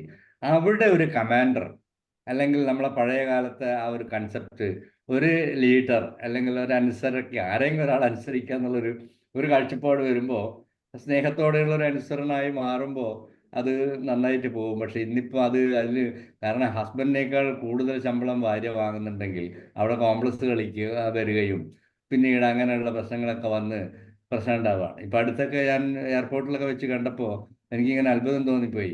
ഈ ചെറിയ കുട്ടികളെ എടുത്തിട്ട് ട്രൗസർ ഇട്ടിട്ട് ഈ അച്ഛനാണ് നടക്കുന്നത്. കുട്ടി കരയുമ്പോൾ അല്ലെങ്കിൽ കുട്ടിക്ക് ഓരോന്ന് വാങ്ങിക്കൊടുക്കുന്നത്. അമ്മ എന്ത് ചെയ്യുന്നു വെച്ചാൽ കാലുമ്പക്കാരെടുത്ത് വെച്ചിട്ട് നമ്മളത് മറ്റേ എന്താ സെല്ല് നോക്കിക്കൊണ്ട് അങ്ങനെ ഇരിക്കുന്നു. ഇത് കാഴ്ച ധാരാളം ഇപ്പം എല്ലാ സ്ഥലത്തും കാണുന്നുണ്ട്. ഞാനത് പ്രത്യേകം ശ്രദ്ധിക്കാറുണ്ട്. കാരണം ആ ഒരു അവസ്ഥയിലേക്ക് മാറിയിരിക്കുകയാണ്. അപ്പോൾ ഒരു ഇക്വാലിറ്റി വല്ലാത്ത അങ്ങോട്ട് ഇക്വാലിറ്റി അല്ല, അതിൻ്റെ അപ്പുറത്തേക്ക് പോയതായിട്ടൊരു ഫീലിംഗ്. അങ്ങനെ ഒരു ഒരു ഇത്, അതായത് എൻ്റെ കൺസെപ്റ്റിൻ്റെ ഒരു കാഴ്ചപ്പാടായിരിക്കാം, തെറ്റായിരിക്കാം. എങ്കിലും ഇത്തരത്തിൽ കുറേ കാലത്തേക്ക് അങ്ങനെയൊക്കെ കൊണ്ടുപോകാമെങ്കിൽ പിന്നീട് അങ്ങോട്ടേക്ക് പ്രയാസങ്ങളിലേക്ക് എത്തുകയാണ്. അതാണ് ഇതിൻ്റെ ഒരു മറുവശമായിട്ട് എനിക്ക് തോന്നുന്നത്. എന്തായാലും ഒരു അഡ്ജസ്റ്റ്മെൻറ്റിലൂടെ നടക്കുകയുള്ളൂ എന്നുള്ളതും സാറ് പറഞ്ഞ പോലെ ക്ഷമയും പക്വതയും ഒക്കെ ഓരോ ആളും അങ്ങോട്ടും ഇങ്ങോട്ടും അറിഞ്ഞുകൊണ്ട് ഒരു കൗൺസിലിംഗ് ഒരു വലിയ പ്രാധാന്യമുണ്ട് എന്നുള്ളതാണ് ഇപ്പോഴുള്ള, ഇനി പ്രത്യേകിച്ച് പഴയതിനേക്കാൾ കൂടുതൽ അല്ലേ, പ്രീ മാരിറ്റൽ കൗൺസിലിങ്ങിൽ നന്നായിട്ടൊരു കൗൺസിലിംഗ് രണ്ടുപേർക്കും കൊടുക്കുന്നത് വളരെ നന്നായിരിക്കും എന്നുള്ളതാണ്. അത് ഒരു ഓർമ്മപ്പെടുത്തലും കൂടിയാണല്ലോ. അറിയാത്ത പല കാര്യങ്ങളെയും ലൈഫിൽ വരുന്ന സമയത്ത് അത് ഓർക്കാൻ പറ്റും. സാറ് ഇങ്ങനെ പറഞ്ഞിരുന്നില്ലേ, ഇങ്ങനെ ഒരു ഘട്ടങ്ങളിൽ ഇങ്ങനെ നമ്മൾ പെരുമാറണം എന്നുള്ള ആ ഒരു ഐഡിയ ഉണ്ടാവുമ്പോൾ ക്ഷമിക്കാനും അതിനനുസരിച്ച് പെരുമാറാനുള്ള ഒരു അവസരം ഉണ്ടാവും. എന്തായാലും നല്ല ക്ലാസ്സാണ് സാർ. വളരെ എന്താ പറയുക, സ്ട്രെയിൻ എടുത്തിട്ടാണ് സാറ് പറയുന്നതായിട്ട് എനിക്ക് തോന്നിയത്. ശരീരത്തിന് ക്ഷീണമുണ്ടെന്ന് തോന്നല്ലോ, ഈ യാത്ര അല്ലേ. പക്ഷെ അത് നന്നായിട്ട് തന്നെ പറഞ്ഞ് ഫലിപ്പിച്ചു. Thank you very much. Thank you sir. Okay, ഇനി ആരുള്ള? Omana teacher, Snehalatha ma'am, Sunitha, Saraswathi ma'am, ma'am പറയൂ. സാറ് മേൽക്കോയ്മ എന്നുള്ള പദം ഉപയോഗിച്ചു. പിന്നെ അച്ഛൻ മേൽക്കോയ്മ പുരുഷന്മാര് ലീഡറാണെന്നും പറഞ്ഞു. ചില വീട്ടിൽ കാണാം ഒരു കാര്യവും ഉത്തരവാദിത്തത്തോടെ പുരുഷന്മാർ ചെയ്യാതിരിക്കുകയും സ്ത്രീകൾ ഇടപെട്ട് ചെയ്യേണ്ടി വരികയും ചെയ്യുന്നുണ്ട്. അങ്ങനെ ഒരു അവസ്ഥ പറ്റി അച്ഛൻ ആലോചിക്കുന്നില്ല, ഒട്ടും ആലോചിക്കുന്നില്ല. എപ്പോഴും പുരുഷന്റെ കയ്യിൽ തന്നെ ആയിരിക്കണം ലീഡർഷിപ്പ്. അത് കുഴപ്പമില്ല, സ്ത്രീകൾ തയ്യാറാണ്. പക്ഷെ ലീഡർഷിപ്പ് ഫലവത്താകാതെ വരുമ്പോഴാണ് കുഴപ്പം വരുന്നത്. ഇങ്ങനെ ഒരു ചിന്തയുള്ളത് കൊണ്ട് നമ്മൾ സ്ത്രീകൾ, ഞാനൊരു സ്കൂളിൽ എച്ചമായിട്ട് ഇരിക്കുമ്പോൾ നമ്മുടെ ആൾക്കാർ കുറേ പേരുണ്ടായിരുന്നു അവിടെ. അപ്പം അവർക്ക് ഒന്ന് അംഗീകരിക്കാൻ ഭയങ്കര ബുദ്ധിമുട്ട്. അപ്പം എന്നോടൊരു നേർക്കുനേരം ഒരു കാര്യം കണ്ടോണ്ട് ഒരു പേരന്റ് എന്നോട് പറയാ, ഇവര് വീട്ടില് എല്ലാം മേടിച്ചുകൊണ്ട് കൊടുത്ത് ഭാര്യമാരോട് പെരുമാറുന്ന ആ ഒരു പെണ്ണുങ്ങൾ എന്നുള്ള ഒരു ചിന്ത ഇവരുടെ ഉള്ളിൽ വരുന്നുണ്ട്. അങ്ങനെ പല ടീച്ചേഴ്സും ചില സ്കൂളിൽ നിന്ന് അല്ലെ ചില പരിസരത്തുനിന്ന് ട്രാൻസ്ഫർ വാങ്ങിപ്പോയിട്ടുണ്ട്. കാരണം ഒരു എച്ചമായിട്ട് അവിടെ ഇരിക്കുമ്പോഴും ചില ആളുകൾക്ക് ഒരു പെണ്ണ് എന്നേ കാണാൻ പറ്റുന്നുള്ളൂ. അങ്ങനെ ഒരുപാട് അസ്വസ്ഥമായ മനസ്സുകൾ എന്ന് പറഞ്ഞാൽ നോർമൽ അല്ലാത്ത ചിന്താഗതികൾ ലോകത്തുണ്ട്. ഉദയനൻ സാറ് പറഞ്ഞത് വളരെ നല്ല ഒരു ഭാര്യയുടെയും അബദ്ധങ്ങളൊക്കെ പറ്റും, ചിലപ്പോൾ ഒരു സ്ലിപ്പ് ഓഫ് ടങ് ഒക്കെ മാത്രം വരാവുന്ന ഒരു ഭർത്താവും ഭാര്യയാണ് സാറ് ഇവിടെ വരച്ചതെന്നാണ് എൻ്റെ ഒരു കാഴ്ചപ്പാട് തോന്നിയത്. വളരെ ഗതികെട്ട് വളരെ കഷ്ടപ്പെട്ട് ജീവിക്കുന്ന ആളുകൾ ആണ് ഭൂരിപക്ഷവും. ഒന്നും ഇത് എന്താ പറയുക, ഇന്നലെ ഞാൻ തോന്നുന്നു ആരോ പറഞ്ഞു, ആരോ പറഞ്ഞായിരുന്നു നമ്മുടെ ഒരു മകള് കല്യാണം കഴിച്ച് ചെന്നിട്ട് അവിടെ വിഷമമാണെങ്കിൽ നമുക്ക് ജീവിതത്തിൽ സ്വസ്ഥത ഉണ്ടാവുമോ? അങ്ങനെ ഒരു മകളാണ് ഭാര്യയായിട്ട് വരുന്നതെന്ന് ഏതെങ്കിലും ഭർത്താക്കന്മാരോ ആ വീട്ടുകാരോ ചിന്തിക്കുന്നുണ്ടോ എന്ന് ചില സമയത്ത് സംശയം തോന്നും. താങ്ക് യു സർ, നല്ല ക്ലാസ് ആയിരുന്നു. സാറ് കുറേ കാര്യങ്ങൾ നല്ല നല്ല കാര്യങ്ങൾ അക്കൗട്ട് പറഞ്ഞു. പക്ഷേ മനസ്സിലാകുന്നവർക്കല്ലേ മനസ്സിലാകുള്ളൂ എന്നുള്ളൊരു സങ്കടം തോന്നി. Thank you sir. ഓമന ടീച്ചറിന്റെ അഭിപ്രായത്തോട് ഒരു കാര്യം കൂടെ ചേർക്കട്ടെ. നമ്മൾ ക്ലാസ് എടുക്കുമ്പോൾ ജനറൽ ആയ കാര്യങ്ങളെ പറയാൻ പറ്റത്തുള്ളൂ. എക്സെപ്ഷൻസ് എല്ലാ കേസിനും ഉണ്ട്. ഭർത്താവിനെ സംബന്ധിച്ച് ഉത്തരവാദിത്വം പൂർണ്ണമായി ചെയ്യാൻ കടപ്പെട്ട ആളും അത് ചെയ്യുന്നു എന്നുള്ള ധാരണ നമ്മൾ ഇങ്ങനൊക്കെ കാര്യങ്ങൾ പറയും. എക്സെപ്ഷന് വരുമ്പോൾ ഈ ഭാര്യ ഭർത്താവിന് ഹെൽപ്മേറ്റ് ആകുന്ന അങ്ങനെയാ. ഭർത്താവിന് കഴിവില്ലാതെ വരുമ്പോൾ, ഉത്തരവാദിത്തം ഇല്ലാതെ വരുമ്പോൾ ഭാര്യ ഏറ്റെടുക്കണം. അവിടെ ഈ ഈക്വാളിറ്റിയുടെ ക്ലാഷ് ഒന്നും ഉണ്ടാകുന്നില്ല. ഒരു ലീഡർ ലീഡ് ചെയ്യാൻ ആളില്ല വരുമ്പോൾ അടുത്ത ആള് ലീഡ് ചെയ്യുന്നുള്ളൂ. പിന്നെ HM എന്ന പോസ്റ്റിൽ ഇരിക്കുമ്പോൾ അവിടെ ആ ഒരു അതോറിറ്റിയെ കാണുന്നതിന് പകരം കേവലം സ്ത്രീയായിട്ട് മാത്രം കാണുക എന്ന് പറയുന്നത് അത് വികലമായ ഒരു കാഴ്ചപ്പാടാണ്. എക്സ് ഓർ വൈ, സ്ത്രീയാകട്ടെ പുരുഷനാകട്ടെ, HM പോസ്റ്റിലിരിക്കുന്ന ആളെ ആ പോസ്റ്റിന്റെ പദവിക്കനുസരിച്ച് വേണം സ്വീകരിക്കാനും ബഹുമാനിക്കാനും സംസാരിക്കാനും. പിന്നെ പക്വതയില്ലാത്ത പലതരം പുരുഷന്മാരുണ്ടാവും. എല്ലാവരും അങ്ങനെയാണെന്നൊന്നും പറയാൻ പറ്റത്തില്ല. എക്സെപ്ഷൻസ് എല്ലാത്തിനും ഉണ്ട്. Okay teacher, thank you so much. Okay, thank U. വേറെ ആർക്കെങ്കിലും ഷെയർ ചെയ്യാൻ? റോയ്സ? പുരാതന സാറിന്റെ കുടുംബജീവിതവും കൗൺസിലിംഗ് എക്സ്പീരിയൻസും എല്ലാം കൂടെ ഒന്ന് അസസ് ചെയ്തിട്ട് അതിൽ നിന്നും തെരഞ്ഞെടുത്ത കുറെ ഭാഗങ്ങളാണ് ഇന്ന് നമ്മൾക്ക് സാറ് ഷെയർ ചെയ്യുന്നത്. ഓക്കെ, അപ്പോൾ അതിനകത്ത് ഇപ്പൊ ലീഡർഷിപ്പിന്റെ കാര്യം പറഞ്ഞ കാര്യത്തിൽ ഞാൻ ഉണ്ട്. ഈ ലീഡർഷിപ്പ് എന്ന് പറയുന്ന ഇന്നത്തെ കാലഘട്ടത്തില് പരസ്പരം അങ്ങോട്ടും ഇങ്ങോട്ടും ഷെയർ ചെയ്യാവുന്ന സാധനമായി ലീഡർഷിപ്പ്. ഇപ്പൊ ഒരു കാര്യത്തിനൊരു തീരുമാനം എടുക്കുമ്പോൾ ഞാൻ എൻ്റെ ബെറ്റർ ഹാഫിനോടുകൂടി ഒന്ന് ചോദിക്കട്ടെ എന്ന് പറയുന്നത് കൊണ്ട് കൂടുതൽ ഗുണമാവുകയുള്ളൂ എന്നാണ് ഞാൻ മനസ്സിലാക്കിയത്. പല കാര്യങ്ങളിലും അങ്ങനെയാണ്. പക്ഷേ ഞാനാണ് ലീഡർ, അതുകൊണ്ട് ഞാൻ പറയുന്ന കാര്യങ്ങൾ അനുസരിച്ച് വേണം മറ്റേ പാർട്ട്ണർ ജീവിക്കാൻ എന്ന് ചിന്തിക്കുന്ന ആ ലീഡർഷിപ്പാണ് ഒരു പെശകായിട്ട് ഞാൻ കാണുന്നത്. എനിക്കറിയാം പല കാര്യങ്ങളിലും സാമ്പത്തിക കാര്യങ്ങളിൽ വളരെയധികം സുഹൃത്ത് ബന്ധങ്ങൾക്ക് പ്രാധാന്യം കൊടുത്തുകൊണ്ട് പോയ ഒരാൾക്ക് അവസാനം ഒന്നും മേലണ്ടായി, കാരണം അസർട്ടീവ് അല്ലായിരുന്നു. അപ്പോ അവസാനം അവര് ഒരു തീരുമാനം എടുത്തു, ഞാന് ചില കാര്യങ്ങളൊക്കെ സാമ്പത്തിക കാര്യങ്ങളും മറ്റതൊക്കെ ഞാൻ എൻ്റെ ഭാര്യയോടും കൂടെ കൂടി ഷെയർ ചെയ്തിട്ട് ഞാൻ എടുക്കുകയുള്ളൂ എന്ന് പറഞ്ഞ ഒരു ഭാഗവും അതിന്റെ നിയന്ത്രണം ഭാര്യയ്ക്കും കൂടി കൊടുത്തപ്പോൾ അയാൾ വളരെ സക്സസ്ഫുൾ ആയിട്ട് അദ്ദേഹത്തിന്റെ സിറ്റുവേഷൻ ഫേസ് ചെയ്യാൻ അദ്ദേഹത്തിന് സാധിച്ചു എന്നുള്ളത് ഒരു പ്രധാന കാര്യം.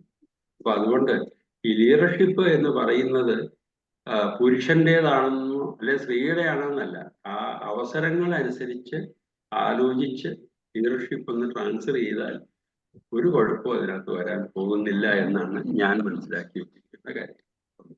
പിന്നെ സാറ് പറഞ്ഞ ഒരു കാര്യമുണ്ട്, ഈ പറഞ്ഞ പോലെ ഭക്ഷണം പ്രിപ്പയർ ചെയ്ത് കൊണ്ടുപോകും അല്ലാത്ത കാര്യങ്ങളിലും ഒക്കെ ഒരു പ്രശംസയും ഒരു മോട്ടിവേഷനും അതോ കുഴപ്പമുണ്ട് പിന്നീട് പറയുക എന്നൊക്കെ പറയുന്ന കാര്യങ്ങളും ഒക്കെ നല്ല കാര്യമാണ്. പക്ഷെ അത് പ്രാക്ടിക്കലായിട്ട് പല കുടുംബങ്ങളിലും അത് പ്രാക്ടീസ് ചെയ്യുന്നില്ല. വിവാഹ വാർഷികത്തിന്റെ കാര്യമൊക്കെ പറഞ്ഞെങ്കിലും ഇവിടെ ഒക്കെ വേണ്ട ഒരു കാര്യം സ്നേഹം ഒരല്പം പ്രകടിപ്പിച്ച് കാണിക്കേണ്ടത് ആവശ്യമുണ്ട്. ഇല്ല എങ്കിൽ അതിന് എൻ്റെ ഭാര്യയല്ലേ, എനിക്ക് എല്ലാവരും ഏറ്റവും കൂടുതൽ സ്നേഹിക്കുന്ന ആള് എൻ്റെ ഭാര്യയല്ലേ, അതുകൊണ്ട് ഞാൻ അവരെ സ്നേഹിക്കുന്നുണ്ട്, അതുകൊണ്ട് പ്രത്യേകിച്ച് കാണിക്കേണ്ട കാര്യമൊന്നുമില്ല. അല്ലെ നേരെ തിരിച്ച് എൻ്റെ ഭർത്താവല്ലേ ഞാൻ ഏറ്റവും കൂടുതൽ, അതുകൊണ്ട് കാണിക്കേണ്ട കാര്യമില്ല എന്ന് പറയുന്നത് ഒരുണ്ട്. പക്ഷെ അതല്ല, സ്നേഹം ഉണ്ട് എന്ന് അറിയിക്കാനുള്ള ഒരു ഭാഗമാണ് പ്രകടനം. അതൊരു പ്രകടനം എന്ന് പറഞ്ഞാൽ ആർട്ടിഫിഷ്യലായിട്ട് ഉണ്ടാക്കുന്നതല്ല, സ്നേഹം പ്രകടിപ്പിക്കാനുള്ള ഒരു കഴിവ് ഇരുവർക്കും ഉണ്ടാകണം എന്ന് പറയുന്ന ഒരു പ്രധാന കാര്യം. പിന്നെ എമോഷണലി ഇതാവുന്ന സമയത്ത് പ്രയോഗിക്കുന്ന വാക്കുകൾ വളരെയധികം അത് സാറ് ഇവിടെ പറഞ്ഞിരുന്നു സാറ് ആ കാര്യത്തെക്കുറിച്ച്. അതുമെല്ലാം വളരെ ശ്രദ്ധിക്കേണ്ട കാര്യമാണ്. ഏതായാലും വിവാഹ ജീവിതത്തിലൂടെ ജീവിത വിജയം എന്ന് പറയുന്ന ഭാഗത്ത് വളരെയധികം നല്ല കുറെ കാര്യങ്ങൾ സാറ് പ്രായോഗികമായ രീതിയിൽ, പിന്നെ ഒരു നല്ല ജീവിത വിജയം എന്ന് പറയുമ്പോൾ ദമ്പതികളുടെ വിജയം മാത്രമല്ല, അടുത്ത കുട്ടികളും തലമുറയെല്ലാം വളരുന്നത് ഈ വിവാഹ ജീവിതത്തിന്റെ വിജയത്തിലൂടെയാണ്. ഒരു നല്ല കുടുംബജീവിതം കണ്ടു വളർന്ന കുട്ടിക്ക് മാത്രമേ ഒരു നല്ല കുടുംബജീവിതം നയിക്കാൻ പറ്റൂ. അത് ആ ഒരു പ്രാധാന്യം ഈ കുടുംബജീവിതത്തിൽ കാണിച്ചു കൊടുക്കേണ്ടത് ദമ്പതികളുടെ ഏറ്റവും പ്രധാനപ്പെട്ട ഒരു കാര്യം. പിന്നെ ഈ ഞാൻ ഇപ്പൊ കൂടുതൽ ക്ലാസ് ആയിട്ട് പോവല്ല എങ്കിലും ഇപ്പോൾ സാധാരണ രീതിയിൽ വിവാഹം കഴിഞ്ഞ് തൻ്റെ വേണ്ടപ്പെട്ടവരെയും താൻ വളർന്ന സാഹചര്യം എല്ലാം ഉപേക്ഷിച്ച് ഇന്നലെ കണ്ട ഒരാളോടൊപ്പം ജീവിക്കാൻ പോകുന്ന സ്ത്രീയാണ്. അപ്പോൾ അവരുടെ മനസ്സിൽ എപ്പോഴും എൻ്റെ എല്ലാം ഇനി അദ്ദേഹമാണ്, എൻ്റെ മരണം വരെ അദ്ദേഹമാണ് എൻ്റെ എല്ലാം എന്ന് വിചാരിച്ച് വരുന്ന സ്ത്രീ, അദ്ദേഹത്തിൻ്റെ സ്നേഹം എനിക്ക് മാത്രം ആയിരിക്കണമെന്ന് വരുന്ന ഒരാൾക്ക് ആ ഒരു പ്രതീക്ഷയോട് സപ്പോർട്ട് ചെയ്യേണ്ട ഉത്തരവാദിത്വം പുരുഷനുണ്ട്. അത് താൻ വളർന്ന സാഹചര്യങ്ങൾക്കും മറ്റതിനൊന്നും ഒരു വ്യത്യാസമില്ല. ആ കൂട്ടത്തിൽ തന്നെ ഈ പുതിയ ആളിനോട് ഉള്ള ഒരു സ്നേഹം അതുപോലെ കാണിക്കണം. അല്ല എങ്കിൽ എന്നേക്കാൾ കൂടുതൽ സ്നേഹം കാണിക്കുന്ന മറ്റുള്ളവരോടാണോ എന്ന് തോന്നുന്ന ഒരു സാഹചര്യം ഉണ്ടാകുന്ന ഒരു ഭാഗമുണ്ട്. ഞാൻ പലപ്പോഴും ചോദിക്കാറുണ്ട്, വിവാഹം കഴിഞ്ഞു കഴിഞ്ഞ് നിങ്ങൾ എങ്ങോട്ടാ പോയത്? അപ്പോ അധികം പലരും ഭർത്താവിന്റെ വീട്ടിലേക്കാണ് പറയാം. ഭർത്താവിന്റെ വീട്ടിലേക്ക് പോകാൻ വളരെ കുറച്ച് ആൾക്കാർക്ക് മാത്രമേ അവസരം കിട്ടുന്നുള്ളൂ. ഭർത്താവിന്റെ അപ്പന്റെയും അമ്മയുടെയും വീട്ടിലേക്കാണ് പോകും. അപ്പോ ആരെയാണ് ബഹുമാനിക്കേണ്ടത്? ഭർത്താവിന്റെ വീട്ടിലേക്കാണെങ്കിൽ അവിടെ ഉള്ള ഭർത്താവിന്റെ അച്ഛനും അമ്മയും അവിടുത്തെ ഗസ്റ്റാ. ആ ഒരു കാര്യം മനസ്സിലാക്കേണ്ട കാര്യങ്ങളുണ്ട്. അത് ഒത്തിരി പ്രശ്നങ്ങൾക്ക് വഴിതെളിക്കുന്ന ഒരു ഭാഗമായിട്ട് ഞാൻ മനസ്സിലാക്കിയിട്ടുണ്ട്. ഓക്കെ, ഏതായാലും സാറിന്റെ ഈ ഉദ്യമം വളരെയധികം വിജയിച്ചു. അദ്ദേഹത്തിന് എല്ലാവിധ അഭിനന്ദനങ്ങളും. Okay, thank you sir. Ulakanathan sir comment ചെയ്തു, കൺക്ലൂഡ് ചെയ്തു.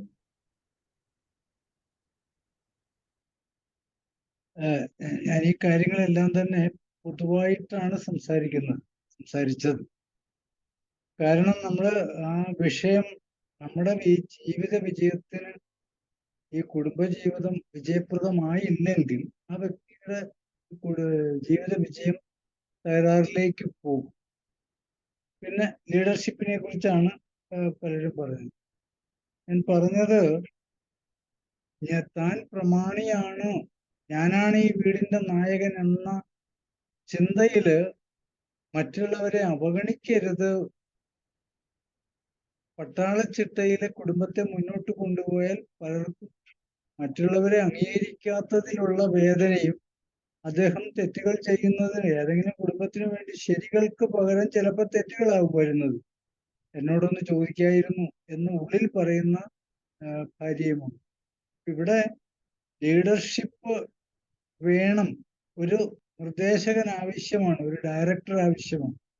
പക്ഷെ അദ്ദേഹത്തിന്റെ ഈഗോ പൂർണ്ണമായും ഈ കുടുംബത്തിൽ അടിച്ചേൽപ്പിക്കരുത്. അതാണ് ഞാൻ പറഞ്ഞത്. എൻ്റെ ഉദ്ദേശം ഇതാണ്, ഇങ്ങനെയാണ് പോകേണ്ടത്, നമുക്ക് ഒന്നിച്ചു പോകാം എന്നുള്ള ആ ചിന്തയിന് പകരം നിങ്ങൾ വന്നോളൂ, ഞാനിതാ പോകും, എൻ്റെ സൗകര്യത്തിന് പോവുക, എൻ്റെ സൗകര്യത്തിന് വരിക, അത് ധാർഷ്ട്യമാണ്. ആ ധാർഷ്ട്യത്തെക്കുറിച്ച് ആണ് ഞാൻ പറഞ്ഞത്. അങ്ങനെ ധാർഷ്ട്യം പിടിക്കരുത്. ഒരു സമഭാവനയിലൂടെ മറ്റുള്ളവരുടെ ചെറിയ ചെറിയ കാര്യങ്ങളിലൂടെയും കടന്നു പോകാൻ അദ്ദേഹത്തിന് കഴിയണം എന്നാണ് ഞാൻ ഉദ്ദേശിച്ചത്. ഏതായാലും കുടുംബജീവിതത്തിന്റെ സംരക്ഷിത ഭാഗം ആ കുടുംബത്തിലെ നായകനും നായികയും മക്കളും ഒന്നിച്ചു ചേരുമ്പോഴാണ് എന്നാണ് ഞാൻ ഉദ്ദേശിക്കുന്നത്. ഇത് പൊതുവായി ഇങ്ങനെയൊക്കെ സംഭവിച്ചാൽ ഉയർന്ന നിലയിലുള്ളൊരു യാത്രയിലേക്ക് പോകാൻ കഴിയുമെന്ന് സമർപ്പിക്കുക മാത്രമാണ് എൻ്റെ ഈ ക്ലാസ് കൊണ്ട് ഞാൻ ഉദ്ദേശിച്ചത്. അത് പൂർണ്ണമായി എന്ന് ഞാൻ വിശ്വസിക്കുകയാണ്. Sir okay sir. Babu sir എന്തെങ്കിലും പറയുന്നുണ്ടോ? സ്നേഹലത മാം കൂടെ എവിടെ ഉണ്ട്?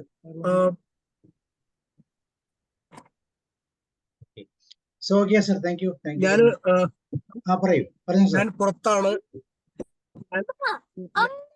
ഞാൻ പുറത്താണ്, വണ്ടിയിലാണ്. ഞാനത് വണ്ടിയിൽ നിന്ന് ക്ലാസ് കേട്ടോണ്ടിരിക്കുന്നത്. അപ്പൊ എനിക്ക് പറയാൻ ഇത്തിരി ബുദ്ധിമുട്ടുണ്ട്. പിന്നെ മാത്രമല്ല ഇടയ്ക്കിടയ്ക്ക് ക്ലാസ് അറ്റൻഡ് ചെയ്തത്, എനിക്ക് കുറച്ച് റേഞ്ചിന്റെ പ്രശ്നം ഉണ്ടായതുകൊണ്ട്. ശരി സാർ, ഓക്കെ, താങ്ക് യു. റേഞ്ചിന്റെ